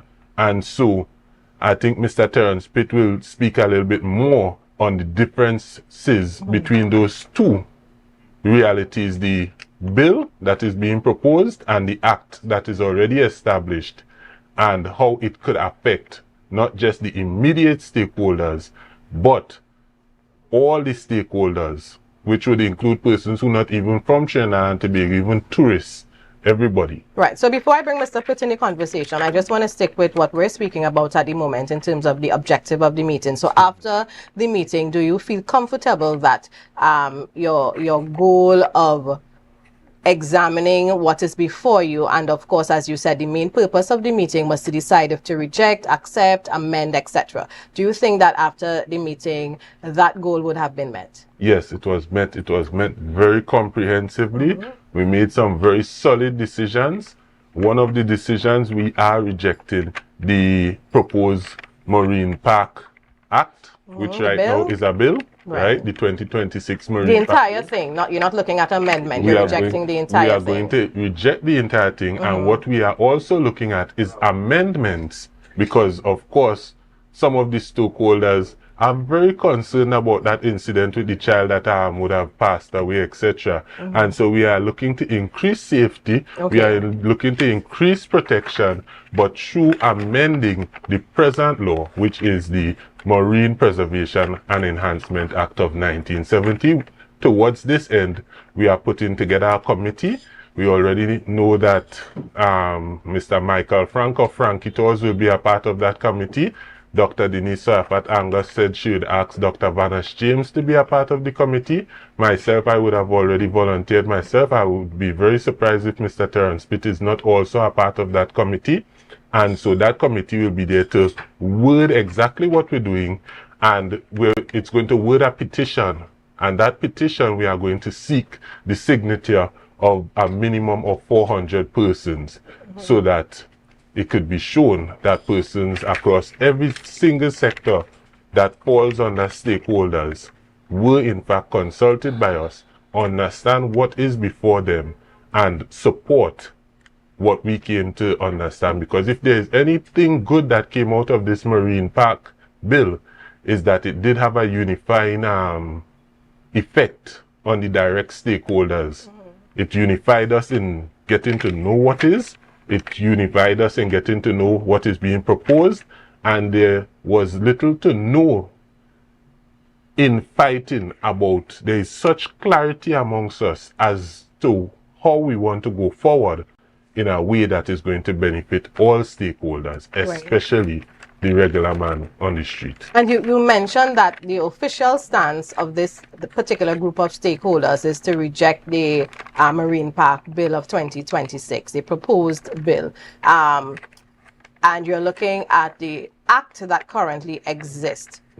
What is there no element or no part of the proposed bill that the stakeholders agree to? Because you said you all are outrightly rejecting it. The bill is not void of any redeemable qualities. It's not void of it. However, you are looking at a 51 clause bill that focuses so heavily on restriction.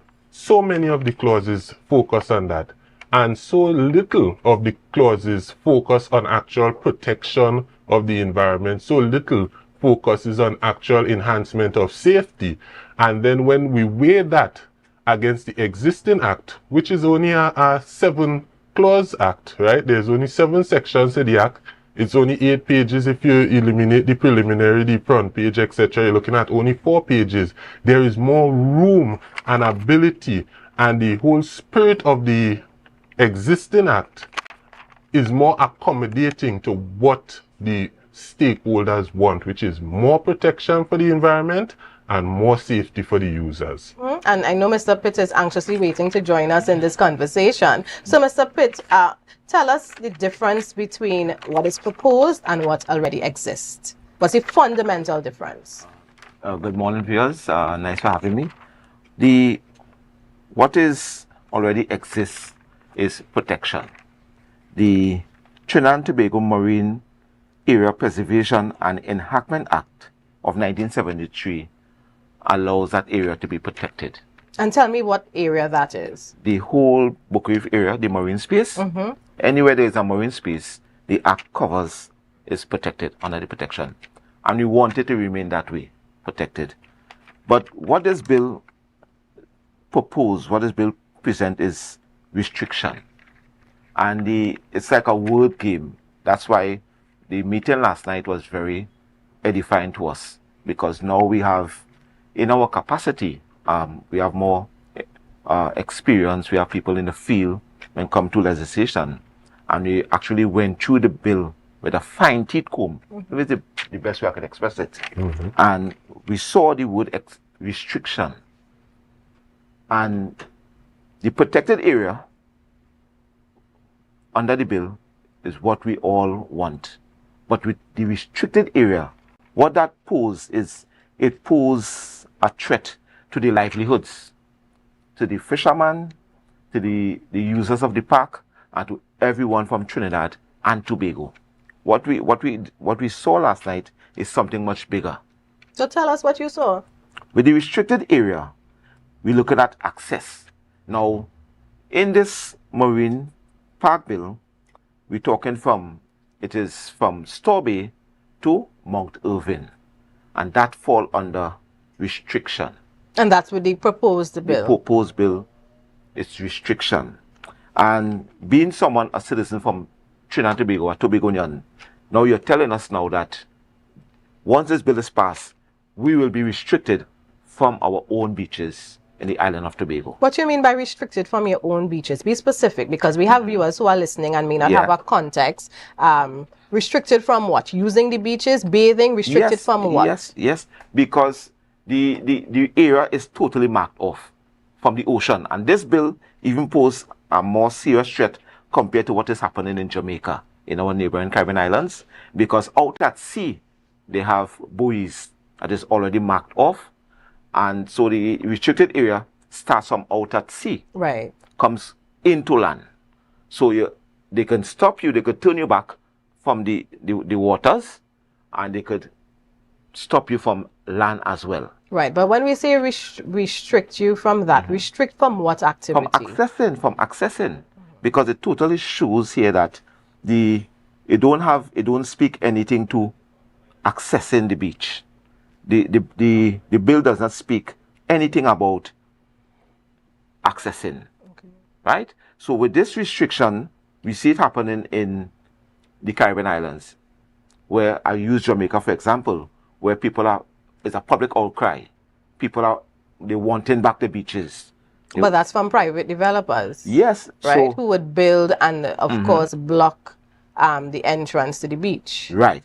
So with this restriction now,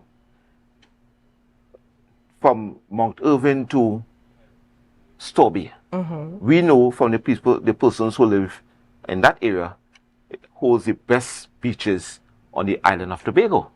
So once this area is restricted, that means for future development in those areas, any entity that is allowed to purchase or to operate in those areas will also will fall under the protection of these restrictions.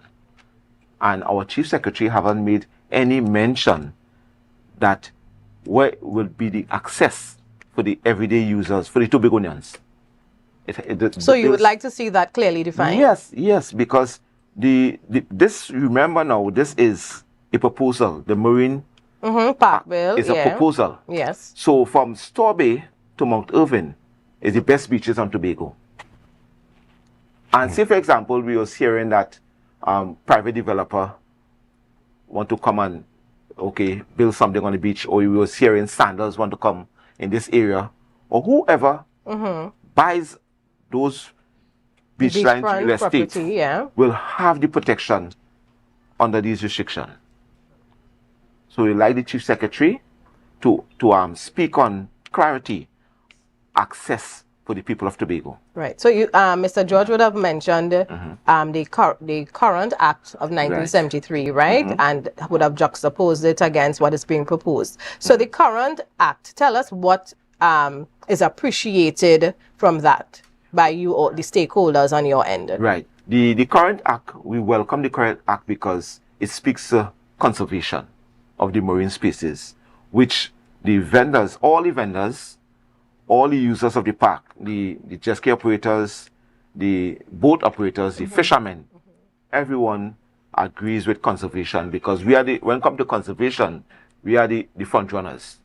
It's our livelihood. The Boca Reef, the marine spaces, is our livelihood. So we wouldn't see someone destroy it. We protect it on a daily basis because we are out there every day. So we welcome the protection. The Act speaks about protection in these marine areas. We work alongside the Act. And we are calling for amendments to the existing Act. Right? So the Marine Act bill that is being proposed, that speaks about restriction. This is something totally different from what the people of Tobago would like to hear. So it's from what you're saying, right, and correct me if I'm wrong, is that the main issue with the proposed bill, it is too restrictive. It is like you're giving away our beaches to whoever owns these lands. And we're actually seeing that in the Caribbean right now, it is the biggest outcry in the public. So does the proposed bill speak to permits and how operators of like jet skis, boats have to apply? Does the proposed bill speak to that? Yes, the proposed bill speaks to that, right? In terms of regulating, because as you said, you know, as a stakeholder and somebody who's directly dependent on the marine park, you want to ensure that it is there and you have use of it. And safety, of course, would be a big concern, not only to your industry, but to the users like me who would come and bring their families. So when we look at it from that aspect, the proposed bill, does it speak to, especially after the incident with the family would have lost their daughter, which was quite unfortunate. But we have had other accidents in the past. We have lost lives in the past, jet ski accidents, etc. So looking at that in particular, because I know the public really is looking at it from that perspective. You know, they want to feel safe when they come around, and the stakeholders who depend on the marine park for employment and to operate their vessels, etc. How does the proposed bill deal with that? I heard Mr. George say it mentioned part of it, but are you looking for more safety rules, more specific directives in terms of what to do, what not to do? Right. Well, what we are saying is that the present Act have all this included, the rules and the regulations. Rules like what? Give me some examples, because I'm not familiar with the current, with the Act of 1973. Okay. So what we are saying now is that we just want to add amendments to the current Act, because with the present jet ski incident, which was very unfortunate, what we will do now, me and Mr. George are speaking, that we could add amendments to the current Act pertaining to safety. Okay, but does it deal with safety yes, now? Because what we want to introduce, what we want to amend in the current Act is, for example, the use of jet ski. We will see physically no jet skis is allowed 10 or 20 meters. Whatever you all may come up with. Yeah, whatever you come up with. Yes. To any bidding area. Right. So in this way now, that will make sure that in the future, something that will never happen again. So that doesn't exist in the Act of 1973 now? No, it does not exist. Or what about the rules on the beach? Because when you go to Pigeon Point, there's a big sign. There's also a rope, and we could argue if the rope is visible or not, but there is a marked area for bathers. And even bathers, I mean, people talk about the jet skis crossing over, but even bathers are not supposed to cross over the rope as well. So where does that fit in? Because it seems that there are things in place, but maybe some of us just don't pay attention to it. With the Act, with the present Act, this is where amendments come in. Right. Where we see now that things were not visible in the past, it's actually happening now. Okay. So we could actually introduce this in the Act. Right. Right? So we want to keep the protected area as it is a protected area. Right. And we want to use the existing Act. We want to make amendments to the Act, which allows the protection and the conservation of the area of all marine species without any restriction. Right. So, Mr. George, we just have about a minute again before I need to wrap up.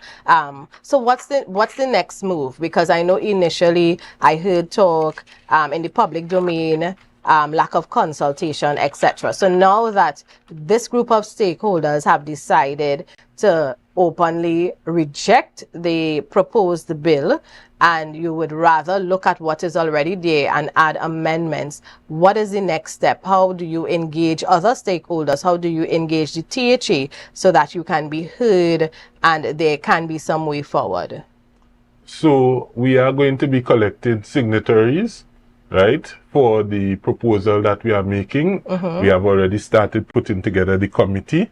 And so the next step would be to educate and also to get persons to sign on. But before I even go on any further, you asked a question multiple times, and I want to read in the preamble for the proposed act, which is the bill, the 2026 Marines Park Bill, Clause 7, so persons understand what Mr. Pitt is talking about when he says it is going to create restrictions for even the regular person. And this area covers everywhere from Buku Point all the way down almost to Storby. So reading Clause 7, you see, Clause 7 of the bill prohibits a person from entering a marine park unless he holds a valid access, transit, or special permit, or unless he is a passenger, an inspector, or a person duly authorized by the authority and prescribes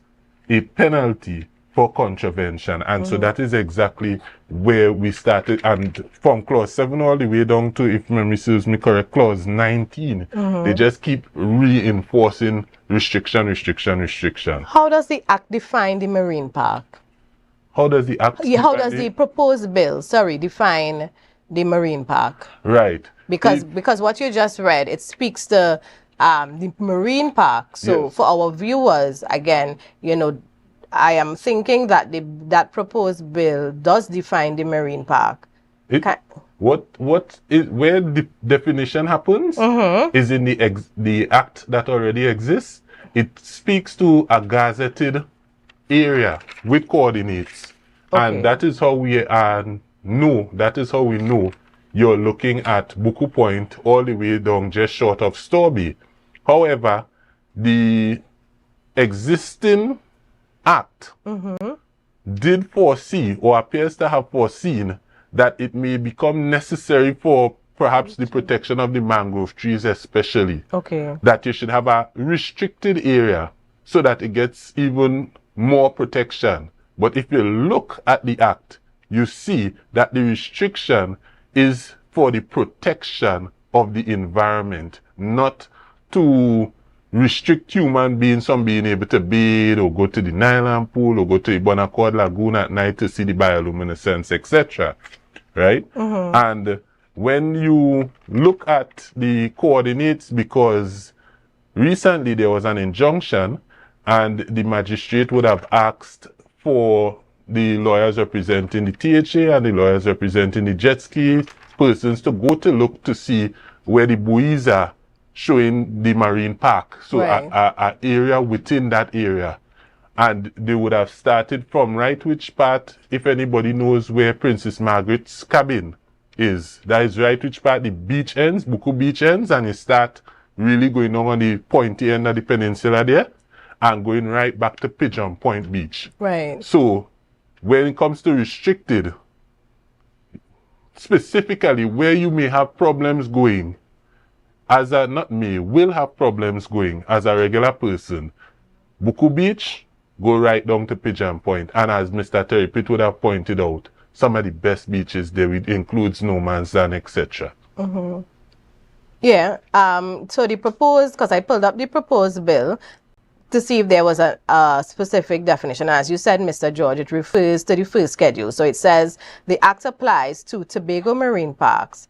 The areas, the boundaries of which are set forth in the first schedule are hereby declared to be marine parks. So for those of you who want more information and you are following this, here's some research you can do. So if you get access to the first schedule, you will get the definition that is being used for the Tobago marine parks. Let me bring you on Mr. Pitt, and then, gentlemen, I give you just a few seconds to say a few words you can address our viewers as we wrap up this morning's show. Yes. Allow me to just elaborate on what Mr. George just said. right? I'm reading an act from Jamaica. This is the Beach Control Act of 1956. Under Jamaican law, the public does not have the inherent right for free access to foreshores or beaches, governed primarily by the Beach Control Act of 1956. The right to use the coastline for recreation belongs strictly to adjoining private landowners or licensed. I'm just adding to what Mr. George said, that in the act, the word restriction, when it was used, was protect the, as you say, the mangrove area. That is where the word restriction was used, to protect that how we say, the marine, that sensitive area, the mangrove area, the Bonacod Lagoon, with the spawning ground. But when you look at the Marine Park Bill, the restricted area goes along the coastlines. And that is what my worry is about this morning. And Mr. George rightfully said that the restrictions which was used in the present act was for the sensitive area, not the coastline areas. Okay. Right? All right, so gentlemen, we will continue to follow the developments, and of course we would invite you back as you continue to share what is coming out of your stakeholders perspective, your meetings, and how you plan to move forward. And just in wrapping up, Mr. George, I allow you just a few seconds to give your closing remarks. So protection could happen without restriction once the government or the Tobago House of Assembly decides to maximize on responsibility over even authority. And what that speaks to, having the reef patrol boats up and running, having lifeguards perhaps even in a nylon pool, things that speak to responsibilities allow for protection to happen without restriction. And if you look at history, we would see that the people of Tobago, the stakeholders of Trinidad and Tobago, have increased with time where social awareness and socially responsible behavior is concerned. And that increase has happened coordinating with amendments and improvements to the law and the Constitution of Trinidad and Tobago. For example, previous to the 1970s, persons could have gone fishing in the protected area today. And then even after the 1970 bill, we remember persons could have go walking around in amongst the corals. However, the last amendment to the Marine Preservation and Enhancement Act was in 1996, which was the same year that the Tobago House of Assembly Act came into existence. Right. And then we saw increased social responsible behavior taking place, and that started happening.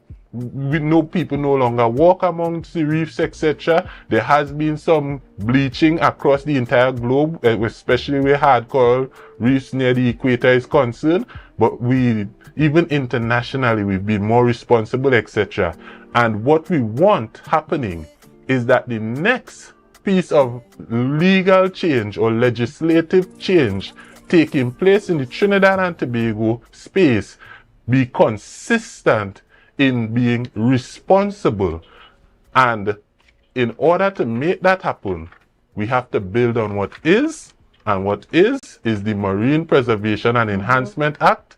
We have to put amendments to it that will not just see an improvement in the protections of our environment and our persons, but also see our evolution in ourselves where social responsibility is concerned. Right. The 2026 Marine Parks Bill is actually taking us in the opposite direction. Right. Thank you so much, gentlemen, for sharing with us and our viewers this morning. And just to update you, for those of you who do have access to a copy of the proposed bill, to the back of the document, it actually has the description of the marine parks from the first schedule. And yes, it's marked off, and it has the coordinates and the boundary markers. It's a picture graphic. So if you have that document, you can find the information there as well and get a better idea of the area being defined as the Tobago Marine Parks. And as we close, I can't have both of you here and not share this, because I heard Mr. George talk about, even after this unfortunate incident and the proposed bill being presented, it has brought the industry closer. And even as you find ways to work together and unify, as a concerned member of the public, I must address this concern, because I have heard it many times, not just from tourists, but even locals, especially our Trinidad brothers and sisters who we rely on for domestic tourism. When you go to these areas and the service providers that are there, in terms of their customer service delivery, sometimes it can be very scary. So I am just, as I have both of you and I have access to both of you, I just want to share that. So in your meetings, although this is your primary focus at the moment, it's something that we hear about all the time, and you're not really seeing much improvement. So maybe particular courses, because as Mr. Pitt also said, you wouldn't do anything to set yourself up. You're depending on this area for your livelihood. You're depending on the public to avail of your services, so that when you're approaching Store Bay, you wouldn't have these guys coming out while you're driving very close to your car. You're moving, you're afraid you're gonna run over one of them. You decide to go with person X, and then the other one who might have approached you get upset and they treat you a particular way. So on behalf of John Public, please look at this area with your stakeholders in terms of who they employ, how they treat with the public, because it has a negative fallout when it's it doesn't go the right way. Speak to us. Yeah. I will elaborate on, and we will work on that specific problem, because it is a problem. Yeah. And it can be very scary. Bring to you some solutions that will be awesome. I look forward to that. Yeah, so gentlemen, that's all the time we have. Viewers, thank you so much for staying with us this morning. It is Friday, and as I always remind us, yes, in this part of the world, the weekend has begun. But do remember, you are your brother's keeper. So until next time, stay safe.